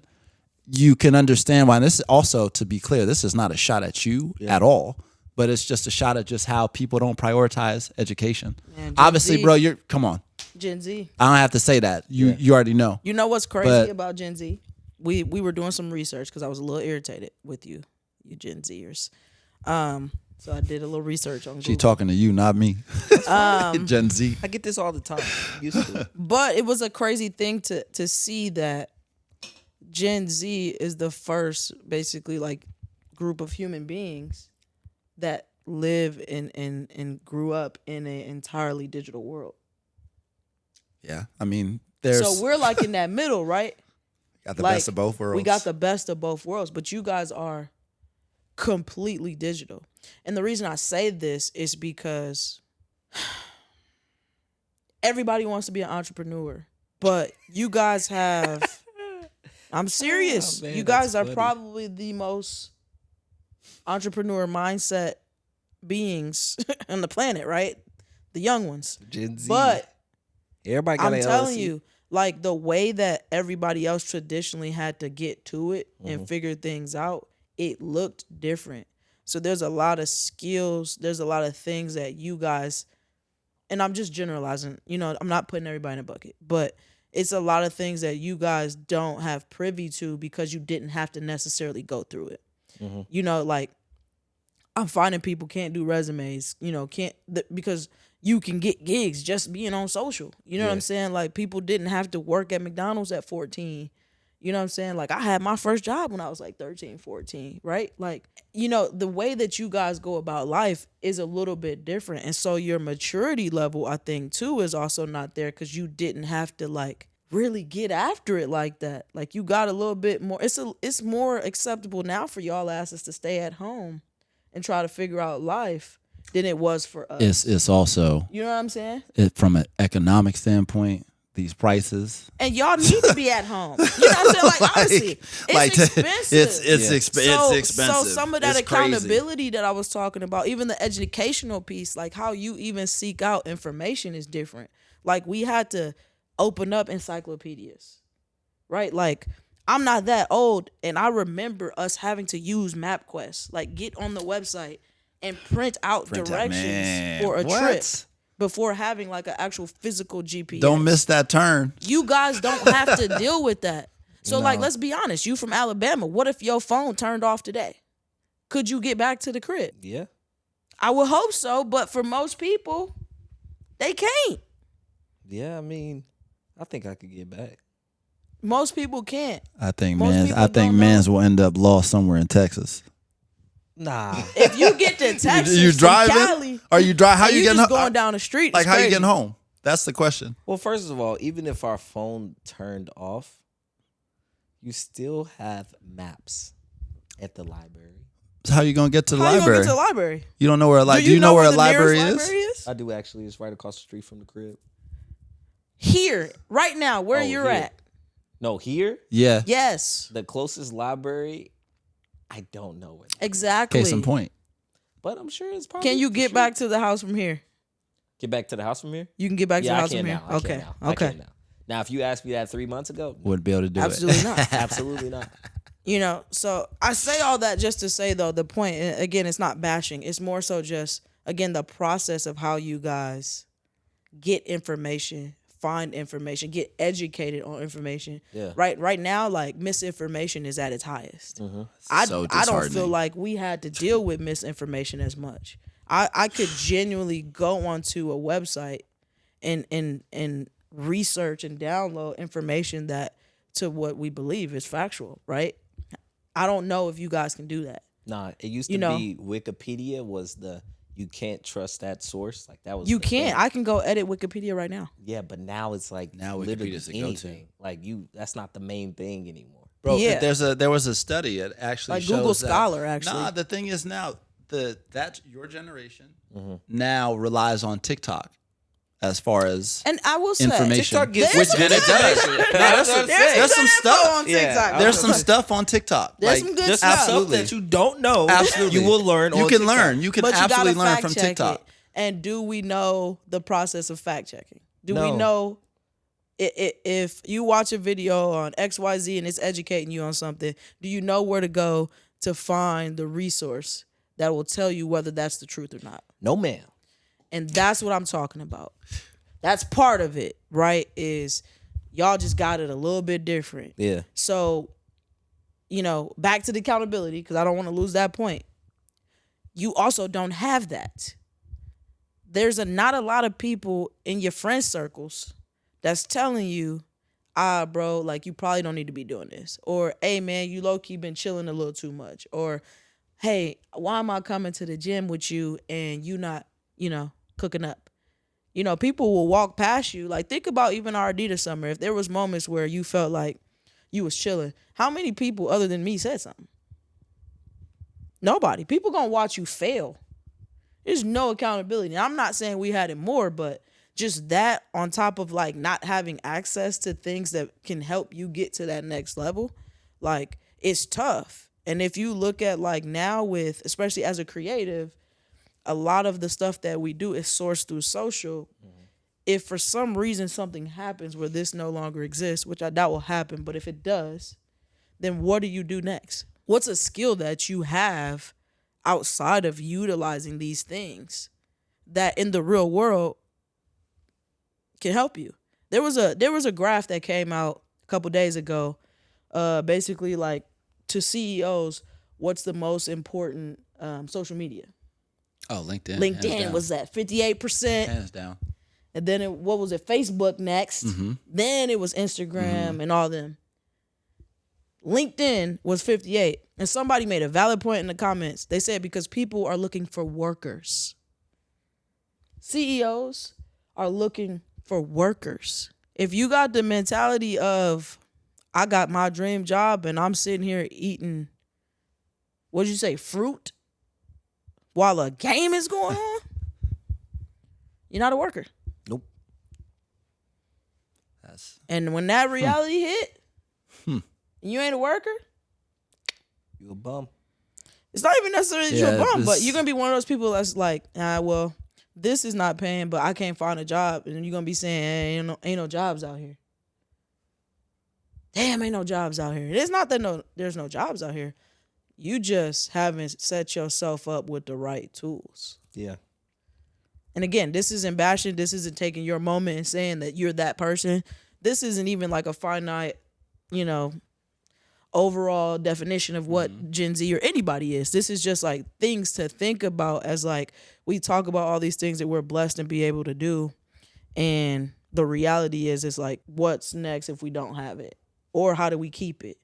How do you get to that next level, right? We go back to Cam to circle back, right? He's talking about certain things that he feels like, aren't creativity, aren't art, aren't you putting in that work? And it's like the reason he's saying that is because in the real world, it actually is a grind to this. There actually is a grind when people are hiring folks to be their content producers and creative directors and all these things. Do we understand processes? Or are we just taking a picture of Sean, who's extremely important for us, and posting him, and now we think we the GOAT? If somebody said, hey, you know what? I need you to come run my event today. I want X, Y, Z. I got this team, this team that needs to be covered. I With got the this shot that needs list. to be done. Here's your shot list. Can you handle that? I think that is the thought process. Like, what else are you bringing to the table other than just that I got a nice camera and I snapped a pic? And that's where for you, I hope, like you said, coming out of this next year, like it's going to look completely different. Because if you could take what he's talking about, that work ethic, that grind, that and even taking some of what I'm talking about is I don't want you to ever feel washed or like, damn, like, you know, I've had to check my ego. If you could take some of that with your creativity, that new fresh face in the building, the access, all that, like you should come out of that thing 10 times better next year. We should be looking at Chance made it with $100K. Chance will have made it. Chance will have made it. Can't wait to play the clip back. I can't wait to see the We clip. might need to get Mike Will to make you a beat or something. That'd be nice. Shit. Mike Will made it. Yeah. But no, it's real though. It's real. At the end of the day, I think that's really a separating piece between folks who have managed to make strides in the space and those who have kind of become stagnant. It's first off the desire to work and to grind and to grind and to grind and the lack of complacency. Because I mean, work doesn't. Again, it's a hobby. We've been forced. Everybody in this building actually. We've been fortunate enough to be able to monetize a hobby. We've turned a hobby into a career because of work, talent, and ability. So being able to do that is one thing, but then being able to do it on the professional side where you're able to tackle a shot list, you're able to tackle the actual process, you're able to deliver things on time. You're able to realize like, yo, I don't need to post this, even though I want to post this, but I'm not allowed to post this. Like, man, just we following gotta, instruction. Like, in that, I mean, it's a basic thing to say, but you'd be surprised at how many people struggle to actually follow instruction. And again, especially in the space, we're talking about things that can get you kicked out of the space. Excuse me. That's the biggest one. Yeah. If they tell you, yo, you can't go here, don't go there. Like, if they tell you, we don't want you to share this yet, don't share it. Because next thing you know, you're going to end up with the woe is me face because now you can't get back in the door because you didn't follow basic instructions. And I mean, I could run down a list of, like, obviously, toe the line. Like, yes, you want to try and get your shots. You want to try and do things, like, get after it, but you still got to be respectful. Yeah. But, like, if you're granted access to certain spaces, especially certain, like, kind of sacred spaces, that's the way I view some of these gyms and some of these arenas. And you go in there and you disrespecting that, You ain't gonna make it. you're not gonna make it. You're not gonna become what you want to be. Bring respect back and Literally. shame. Literally. Respect and Nah, shame. like it's We need to bring necessary. respect back. It's necessary. Exactly. I remember coming to a game and we couldn't even shoot on the court for pregame. And I was like, what are y'all doing here that y'all cutting off the access? What is happening here? And then when I hear what's happening, I'm just like, we've lost respect. We've lost that professionalism. And then we're mad at these companies and stuff 100%. because they don't want to let us in. We're mad at these companies because they don't want to give us jobs because we ain't got our college degrees. Well, one thing I can tell you about going to college is that you are going to learn how to be a professional, That part. especially once you get to your major classes. That part. They're going to teach you how to be a professional. So if that's the one thing you take away, the networking, the being around professionals, being around business professionals in whatever your craft is, you'll know how to carry yourself. You know? Yeah. That's part of it. You know, and some of these people, obviously, they probably still have college degrees and don't care. But, like, this is why there are kind of rules and regulations in place and systems in place to not let people move up the ladder and up the chain non-traditionally because of stuff like that. Because it's like, Yeah, I mean, it's at the end of the day, doing? it's such a privilege to be in these spaces, man. Like it's such a privilege because we really don't have to. They don't need us No. at all. Like they do not. I do need feel us. like they need us though. I mean, to a certain extent, I think yes. I feel like it's a trade off it's a trade-off. for sure. I think it's a trade-off. But it's not like if They don't need us. but they need us. You know, it's a I was trade. about to say they got Because the we TV don't deal. necessarily. We talked about it a minute ago, where it was like, what would we do if we weren't shooting sports? Man, it'd be And he real said- boring and real what did corporate. You say? What did you say? I forgot what he said. It was something crazy, and I'm like, well, I mean, technically everything is graphic design and marketing, so we'd be shooting something, but Yeah, it'd be different. it probably wouldn't be cool on It would social. definitely- yeah, it wouldn't be popping on social. It definitely wouldn't be. Popping That's on for sure. It social. would not be popping on social. We found an old brochure of mine earlier today, actually. I need to peep that at some point. You want to know how much she was charging an hour for Photo photography? shoots. How much? Take a guess. $50. Perfect. Sounds Those are about the right. That's a solid starter It's rate. crazy that I had more access to those types of materials early on than I do now, and I'm better. Like full on brochure, price lists, It's funny how that biography, background to the company, works. Funny how that works. examples, mock-ups, everything. Clients that she used to And work now with. I, you know, if you ask me for something, I'll send you a link. That's- I'll what- send you an email. What was the first NBA game you shot for both of you Couldn't guys? tell you. It was a few years back. Okay. But I can't remember. I know the first big NBA thing that I shot though was the NBA draft. I remember that in 2019 Dope. with Zion in there. Very, very dope. So that was cool. My first NBA game was Sean took me to a Charlotte and Phoenix game. Yep. Then Was that the LaMelo? Yeah, Is that LaMelo. when was Chris Paul on Phoenix? Chris Paul was on Phoenix? Okay, yeah. Shout out to CP. Yep. Yeah. Snuck the camera in. Shout out Sean for getting me the ticket. Yep. And that was my first. I NBA love game. the sneaking the camera in content. It's so great. It's the thing is, I really wish I had that type of. yeah. It's I'm so scary. it's great, but it's also it's a roll of the dice. It is. And then the thing is, like, if you do roll that, like, if you choose to roll the dice, don't flex I've about seen it. people get Don't hemmed brag up, about and it. I just feel like I attract so much attention. Because I've been seeing a lot of flexing about it. it's Yeah, wasn't there a dude that like snuck into a concert or like the NBA finals or something one time and somebody posted something crazy on YouTube about sneaking in. there's no moment, there's no anything that's worth ruining and damaging fucking potential relationships. He trying to keep There's them nothing. credentials. He trying to keep them There's media nothing credentials. that you capture is worth it's risking not.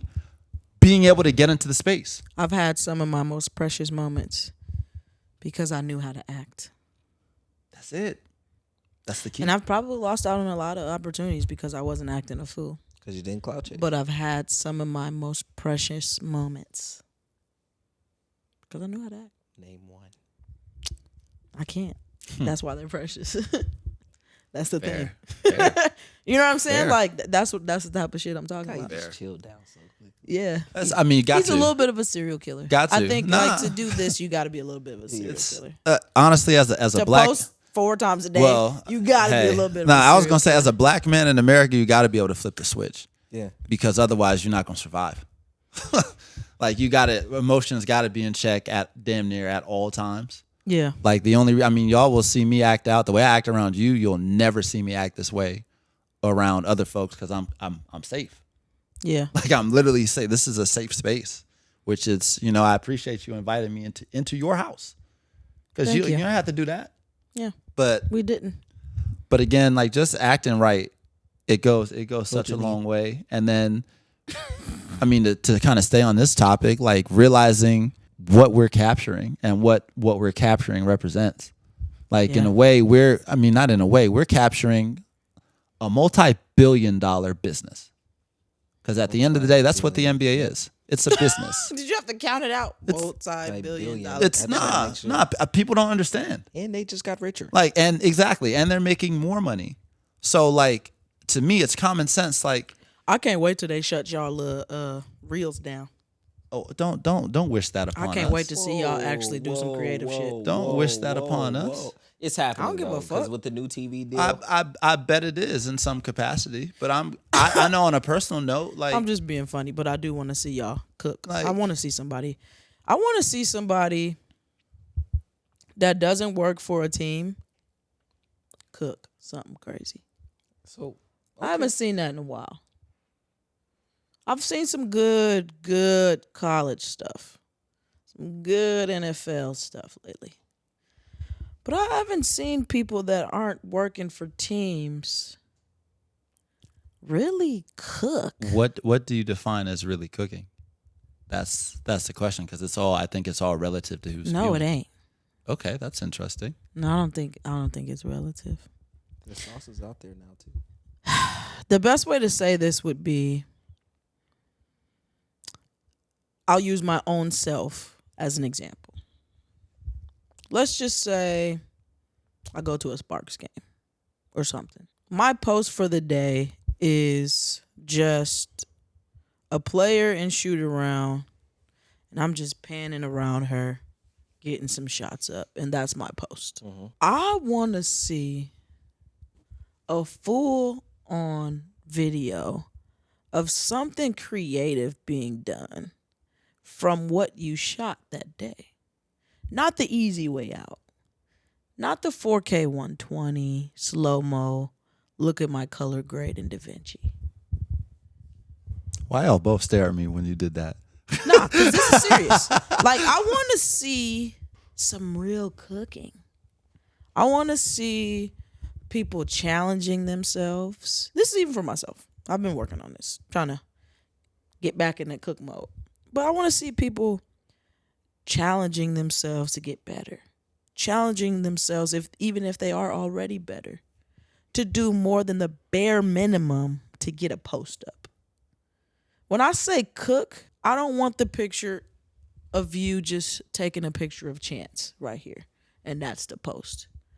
Can we do something different? Can we get creative? Can we change where we shot it from? Can we change the composition? Can we start seeing content at its height, stepping out of bounds, getting uncomfortable? That's the type of cooking I'm talking about. Not just especially for the folks that's shooting the same thing all the time, because I know it can get Repetitive. a little repetitive. I know it can.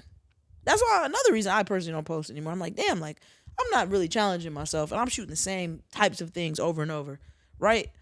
I just want to see some cooking, some real true cooking from those that aren't with teams. Yeah. Because I think the thing about the teams, and it may be easier to do with teams, is that they got to do that. They can't get away with not engaging because they got to keep up with the other schools that's doing it. And they got the resources to do it. They got a shooter and an editor and another shooter. And like, they have so much, like, it's almost like you have no reason not to cook because you got it. But I want to see some of us be challenged to cook. I want to go look at your page and be like, damn, he went crazy. What was that Snoop? You know what I'm saying? Like, we were shooting Adidas, and him and one of the other guys we were shooting with, he's our editor, they had a little mix-off. And we used to, like, crack jokes about people doing mix-offs all the time. Like, this is kind of crazy, having, like, mixed battles. But it was cool because he got to try some stuff that he was working on, that he had been learning. And it was funny because the kids younger called him Unc. He was like, all right, Unc, what you got? What you got, Unc? But they stayed up all night and just was working, working at it, doing something different. That to me is cooking. When you're doing the bare minimum post to get some stuff up, stuff like, I don't care if you do it in your sleep or not, but when you're not cooking. You know that. I don't want to see that anymore. I want to see heat. Okay? Fire. Yeah. I want to see something that is innovative if possible. It's hard now to be innovative. I just want to be motivated to scroll. Right now, scrolling is becoming a chore because it's just a bad habit. And when I'm scrolling, I'm not seeing much value anymore. Even, obviously we're doing a podcast, so don't mind this, but everyone's potting. Yeah. All the clips I see now is people in front of mics talking about whatever. Even the podcast space, I feel like people aren't even trying to cook in. They're not trying to add value. We're just talking about stupid stuff. You know, girls and guys, this who buying It's the the dinner. balloon, you know, the I'm like with balloon the popping balloon stuff pop. for Like, me. I just want to, I want my feed. I used to love Instagram, man. Like, I really did used to love Instagram. The stuff that I saw on there, I felt like was so dope and so cool. And now it's just garbage. It's just garbage. And if you watch a second of the garbage, phone left open on accident, it's going through, oh my God, it's going to keep showing. That's why I use TikTok, because TikTok really do that. You watch one video on TikTok, you're cooked. The rest of your content is going to be that. Straight bull. Straight, whatever it was that you watched. But I just want to be inspired to really see some dope stuff. I've actually forced myself to go and make my friends my favorites because I don't want to see nonsense anymore. Like, I want to see people try, because there's a lot of complaining and it's not enough cooking. The thing is, I feel like, because when you mention complaining, my mind instantly goes to Threads. And on Threads is rage baiting. Threads is, man, It's rage bait. It's engagement bait for sure. Ooh, but that's what I feel like all social is becoming to a certain extent. my Threads. It's everything. You is must just be in the about, good Threads. No, his Threads are crazy. Like, his algorithm is literally just trying to give him money. Really? Everything is opportunity. I need a gig. This. I need a Oh, photographer. that's what mine I need is. a videographer. Mine is Like, definitely that, but it's also like a lot of engagement bait stuff, whether it be sports related or like just a thought, like how I posted about like the iCloud thing. And all these people were like crazy upset. Like my boss, he had posted something the other day about like not wanting to give his ID, his driver's license, on file to like the dental office to just take a picture of and store. And whether you agree with it or not, like, it was crazy how much engagement it got, because people are just like in a rage all the time on Threads. And then people don't have the feature turned off where it's like, don't recommend this to my feed. So when I'm scrolling Instagram, it's funny because I always see Mike with his crazy threads. I wonder why. Yep. So I'm scrolling, and then boom, it's like Mike being like, just because you posted 20 photos doesn't mean they're all good. Yeah, Mike, you're all right. But yeah, I just want to see people cook, even if it's just like our little friend group. If we just all decide we all gonna make something, different than what we've been doing, I think that would be cool to see. I don't really, and the people who are cooking, they don't post no more Which is interesting. because they're kind of tired of social. I But want to that's- shout out somebody though that has been cooking, that it's kind of changed the game, and it's kind of hard to keep doing innovative things that people copy off of. Jalen, trying to do right is his tag. He takes a gimbal. He takes nice videos. he Jalen's zooms in. gimbal work is extraordinary. Yes, and I just want to say that is something that I've seen him cook, and recently, not to tell his business, but he feels like he's at a loss, But at the same time, it's like, bro, like, you doing something that He nobody had a can. loss because a what? loss? Because Why? people taking it, biting it, or Yeah, it's just not that. It's just like he just creatively drained. How oh people yeah. are. Okay, I was about to say. It's like, nah, you good. Keep going. Lock back in. But I do He'll be feel all what right. he's saying though, because like if you think about it, he been doing it for a minute. He did it all season. Yeah. That's a long season. That's a long time. Yeah. Like we at the next season. So if I've been doing that for a year, I mean, I'm ready to move on to the burnout next is a thing. thing. Yeah. Burnout is definitely a thing. so I feel that. But you don't always necessarily have the time to work through that, or not. I shouldn't say work through that. To let it subside. Let You it gotta pass, Push yeah. through it. Like it's Gotta push through. It's. I mean, that's where I feel like, on a personal note, because I'm burnt out. I'm tired. I'm tired. Me Couldn't too. tell. I know, because Well, some of it you got to pay bills. exactly. You have to. There's no sitting down. There's no rest time, because there's no time for rest. Would you want to do this or sit at a desk 9 to 5? 100%. I'm going to be burnt out. I'm going to find a way to push through that. I'm going to find a way to still be creative. Like for me, what I'm trying to prioritize now is learning.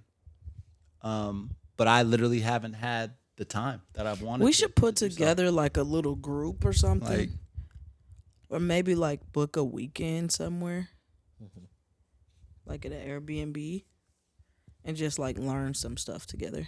Nah, sure would be That it would might be valid. That might be cool. It'd be Before the very season. valid.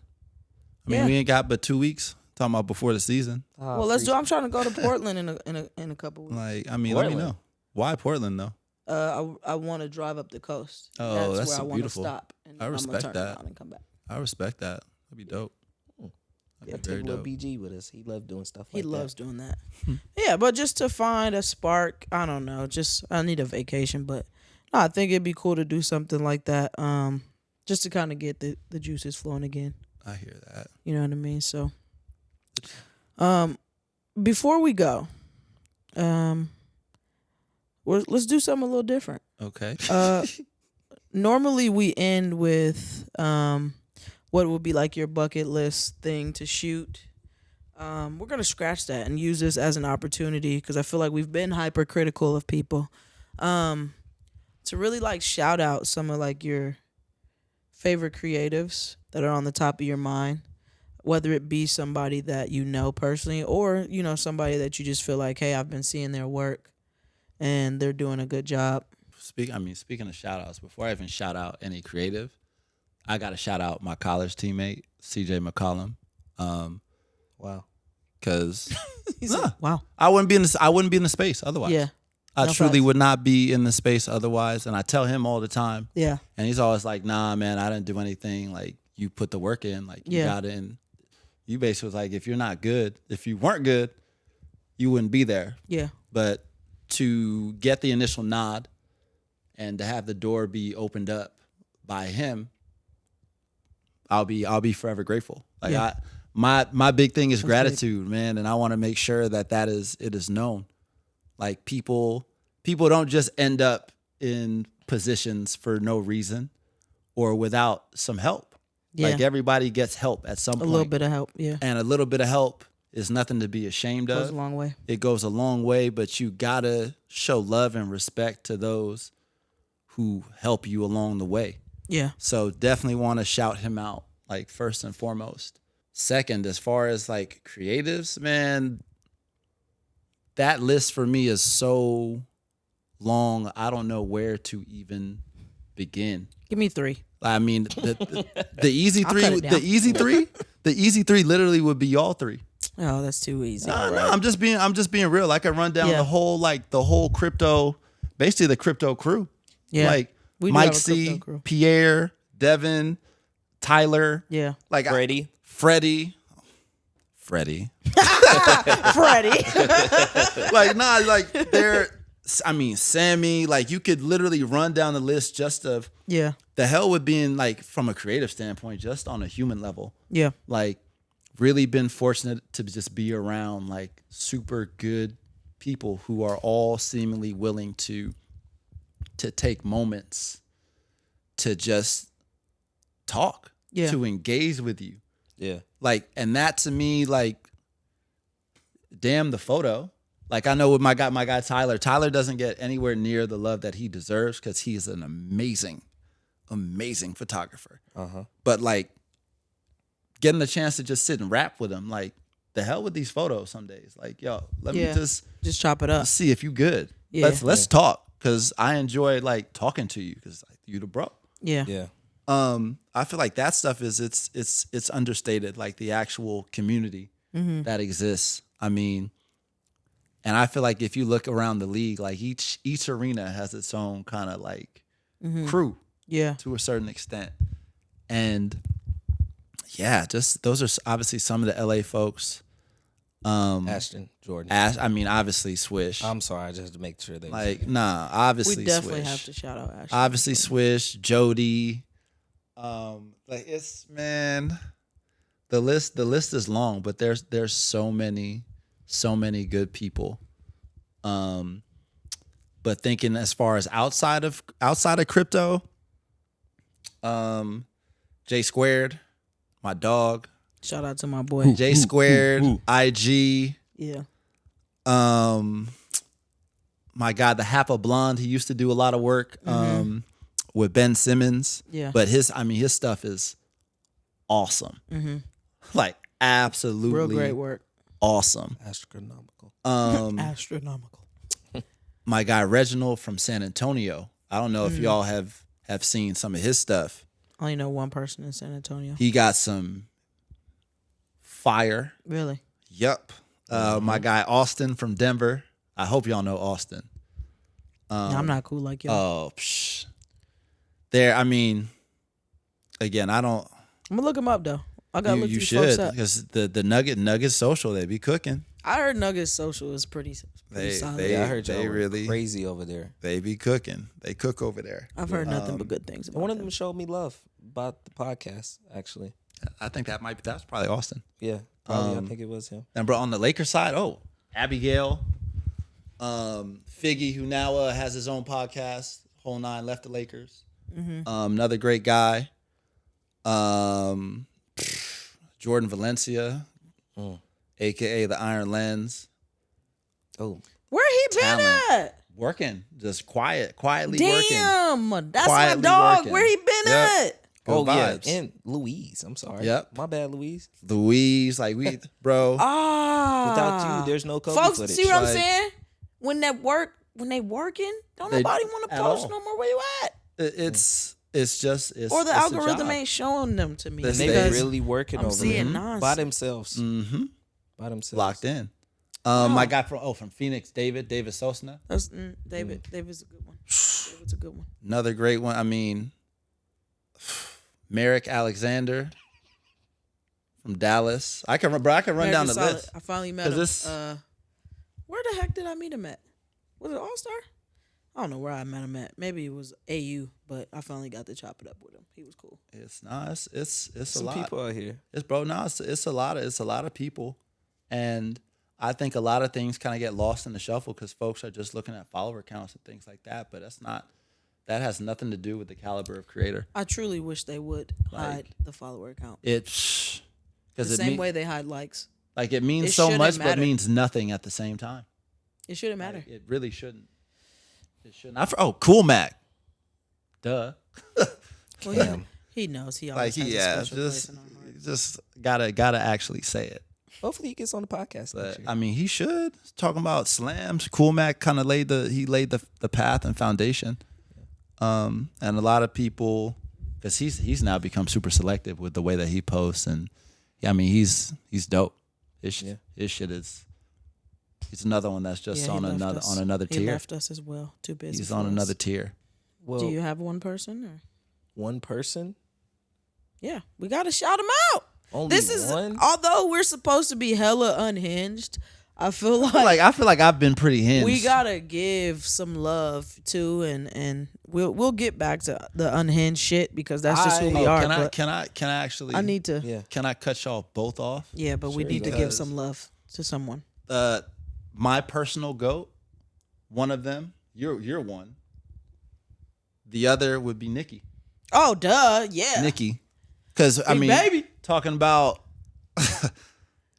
folks who, again, because for whatever reason I got where I've got at a very accelerated pace. Yeah, And I honestly can say that I would not be half the photographer that I am had I not been blessed with the circle that I have around me. yeah, And I had not been able to look across the way and be inspired and be challenged by so many talented people. yeah, And like Nikki runs the Drew. yeah. Nikki is the head photographer for the Drew. Like she's a GOAT, an Yeah. understated GOAT to say the least, and just one of the best people We out gotta there get as well. Nikki on the You pod. gotta get Nikki on the pod. I might do a little round table or something with the girls. Like gotta get Nikki on the pod. What, you want to have a boys pod? Yeah. Who you gonna call? Look, Mike, Freddie, Mike C. This sounds we get very all the unhinged. mics. It will be. I mean, me and Freddie together is awful. Animals. Mike C. And then I need Sean to just cool it down. Balance. Y'all gonna stress Sean out. But I know he gonna cool it down for me. Because he know I'm gonna need help. But if you want me to give my shout outs. So, honestly, as much as me and him go back and forth, Sabri. I was about to say, shout out to my young boy Sabri, man. Sabri. He He been getting active this football season. he's just been active, period. And Yeah. when I think about somebody that's grinding, that's consistent. Mm-hmm. It's this guy. Yeah. No, I'm serious. I mean, at 14, 13, young boy, Yeah. in our DM, sending emails, hitting me on LinkedIn. Hey, what can I do for you? That's why Yeah. he's calling you on. Constantly. Nah, Yeah. he was always ready to work and Still willing in to footage. learn. We never saw his face, so we didn't know what he was. Didn't know who he was. He never showed his face. Crying. And then Chance got the opportunity to work with him down in the A. And we finally got to put a face to this name. And I mean, he's just been like, he's a true definition of like a hard worker when it comes to like a lot of the young kids who are just trying to, bless you, who are just trying to learn and grow. Yeah. Right? Because it's like he always asked for opportunities. He did his thing. He didn't complain. And, you know, this is the only type of free work I'll advocate for because he was just trying to get opportunities. Yeah. And he is making a name for himself, and he's trying to build his own brand. He's doing all these things, and he edited all of our content for Adidas for us this past summer and great. killed it, right? And just to be able to sit next to him, you know, especially at his age, and to see his mind, see the way he works, see the way he thinks through things. Like, it was cool to see. I took him to the UK with me and Sean, and it was like super cool. We put him through a little boot camp, so I'm sure Said he he'll almost died. I'm sure he'll tell you about the boot camp. Almost died. Yeah, it was crazy. It was actually one of the craziest experiences I've ever had from a content standpoint. But nah, that's somebody who I feel like out of the young people that we've kind of come across, he definitely get into it. He was at Colorado game. I mean, he don't even sleep. Yeah, I don't know how he's even doing college. He's already hip to it. He don't sleep. That's part of the process. I got plenty of pictures of him like this. You take naps. It's Yeah. key. Slump. It's key. But I have to shout him out. Had to. No, that's love. Yeah, nah, he been cooking. Yeah. One more. Joe Pinchin, Chicago. Yeah. Shout out to Joe. Joe be cooking. What's funny is Joe be cooking. so Talk about cooking with photos, doing something different every time. I met Joe Joe. when I was hooping. Oh, really? So Joe is one of the few people out there that has seen like the real hoop side Interesting. of me. Like He be traveling. He Joe shot be- the Olympics, didn't he? Joe be on the move. He destroyed the Olympics. Oh, Joe. Yeah, Joe be eating. Yeah, Joe went to work at the Olympics. All his photos went viral. Like he cooked. He really he Yeah, got he busy. was doing some He got crazy. busy. And he's His again, he's picture of another Steph. Yep. He's another really good person Ooh. as well. And See, I that's what I'm talking about when I'm saying cooking. he got busy. He really got busy. And I wish there were more people in the space like the ones that we named. There probably are. I mean, We just haven't proximity. we haven't crossed paths with them yet. And obviously there are a lot that we didn't name that are also just amazing people, but there's even people that are in our circle that we don't talk about that don't even whatever. So I'm going up. Sorry, one more time. Brandon Green. This summer. Shout out to my brother, man. to the Janine broski. doesn't really. He's a quiet guy. Yeah, nobody really knows that that's her brother. Nobody knows. He's literally a silent killer. I had the experience. Now I got both sides of them. I got the Janine side and I got the Brandon side. And it was different. It was more like Janine's. I can't even. It was just fun. It was fun to just. What were you gonna say? Say it. Don't be afraid. All right. Well, Janine and Brandon, they had the same type of like. We're assholes. Yeah, like. You better get you something. We've grown up the same way. Yeah. Like surrounded by nothing but sarcastic people. It's better that way. You know what I'm saying? Yeah. So like you literally had to have conversational agility in every conversation, Yeah. in every situation. And then there's the sass, right? And then we come from a community of people that just like, ain't no shortcuts. Yeah. Ain't no shortcuts. So like we just, we gonna get on you. We gonna talk a little trash here and there, whatever. But it's all out of love at the end of the day. So like it's funny that he say that because the first time he actually just worked with Brandon, he's like, y'all are the same. Person. Yeah. That's funny. He just, I feel like he's just more quiet. Like he's not gonna come throw himself at you from a personality standpoint until he knows you. He's a little bit more guarded in that way. And you'll probably get my personality out the gate. Unless you're a complete stranger, but you'll like, if you're around me, I'm giving it to you. That's just naturally who I am. So it's funny. I'm trying to get him on the pod. Like I'm trying to get him on the pod so we could talk about the origin story, us moving out here from Wisconsin. It's actually crazy. Taking a chance on ourselves, and hopefully we can get him and Jawan. Shout out to Jawan, my boy. Yep. One of my close friends. He moved out here with us as well from Racine, Wisconsin. Cold. And, really dope photographer, and again, super quiet.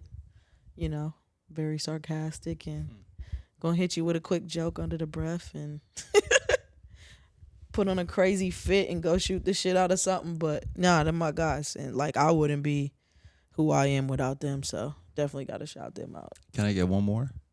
Yeah, man, one more. My guy And that's it. in Phoenix, Josh. Jay Englert. You've seen his stuff. Mm. Oh yeah, his stuff. we've seen. For sure. Yeah. Another Used to live in Minnesota. Yep. Yeah. Another A1 guy is obviously the content he's pushing out. It's fantastic. He was the start of the slow-mo. Was he really? Yes. Oh. to- Oh, wait a minute. 8-Eye. Yeah, I'm like 8-Eye was definitely 8-Eye. No, I'm so- talking about with the y'all didn't let me finish with No, the no. Twitter stuff. No, just as a general shout out, yeah. 8-Eye. I've never crossed paths with bro. Haven't met him yet. I met him But- finally. Oh, my we God. played in a Red Bull game together.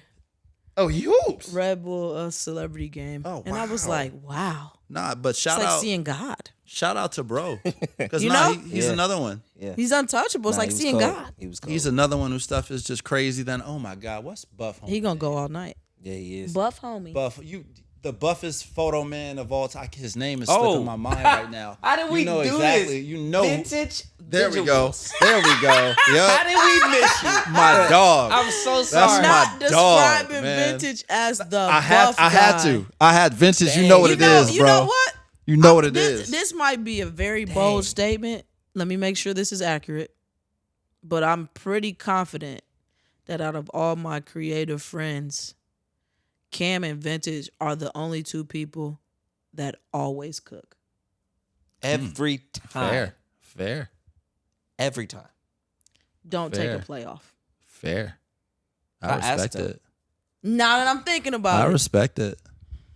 Wow, we got to get Vintage on the pod. Like, nah, that's a dope one. Not even lying. Every time something go out, That's a dope one. you like, yo, calm down. Settle down. No, he got some. Vintage, he shout got out my some boy. shit. Oh, Bobby Billions too. Oh yeah, These Bobby are, solid. I feel like more of the OGs, Yeah. but a lot of talent. Lot of talented dudes out there. Dudes and obviously and women. Yeah, we need to be able to say It's- more women's women. names. It's a whole lot in the space. Shout out Britt. Shout out my girl Britt. She just left Texas, went to Washington. She's running their social over there now. Yep. Shout out Blue. She ran Texas. Who? Britt. It's by Britt. Brit. It's You by know Brit. it's by It's Britt. by It's by Brit. Brit. She ran Texas, selling merch at events. They lining up for the Brit merch. I'm like, ooh, yeah, Yeah. It was, she onto something. But nah, man, appreciate you coming and pulling up and having a chat with us. We've been wanting to do this for a long time, and we finally got to do it. We'll probably do it again. Thanks for keeping it positive. Oh no problem. I Yeah, mean, we know I you feel a like little y'all got to reckless. invite me back to really get me unhinged. I wanted to kind of warm up.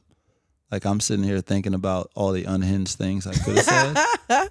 Like, What I'm thinking about doing is us just having literally like an unhinged, just social joint where we just let it all out. Hot takes. We just cook up the unhinged stuff. I'm with it as long as we can address the unnecessary clickbait and the targeting of certain athletes and people Oh, yeah. for engagement. I mean, what you do with your drama like is your no, business. that's not my drama. It's we all we're gonna we get gotta watch unhinged. it. You know what I'm saying? We gotta watch it, and to a certain extent, like I think I highlighted on it earlier, not to spin the block, but like folks just gotta put some respect on these athletes and what Yeah. they're doing. Yeah. Like period. Like don't just throw somebody's name out there because you know, in a shit talking fashion because you know that they're gonna get you clicks. Like, don't do that. Yeah. It's not a good look. Nobody wants to be chilling at home and then out of nowhere their notifications is blowing up because some goofy is just talking shit about a sport that they don't even know about. Yeah. You know what I'm saying? Like, don't do that. It's not cool. It's not a safe place. It's not anymore. cool. Don't make social posts, you know. I'm gonna make a burner account. You should. I And mean, I I'm gonna want you just, to speak I'm just freely. gonna blast you. I'm just gonna say Chance Maybe I made need it. Yeah. What the Chance heck is made it the on Chance every made it? post. Chance made it. And watch when it blows Or I'm up. gonna do the little auto bot thing where it's like the same comment under everybody's stuff, and I'll be like, "Chance made it. It's full of crap." Yo, the porn bots be wildin'. Look at my profile picture. Like, oh my god. Oh my god. Well, on wildin'. that note, thank you, man. Appreciate you. Thanks for stopping having by. me. You know what I'm saying? You know. Wait, I ain't Until watched next that time. point. That's at the point. There we go. Yeah, because activists, you feel me? Y'all, like, I didn't even get to story time with that, man. Yeah. But one of these days, low key, I want to tell folks, just scroll down far enough, you'll see the stuff that's not pretty. Let's put it Mike's that way. trying to get canceled. No, I'm really not. But you know, there's a different. There was some different stuff I was capturing. Let's put it that way.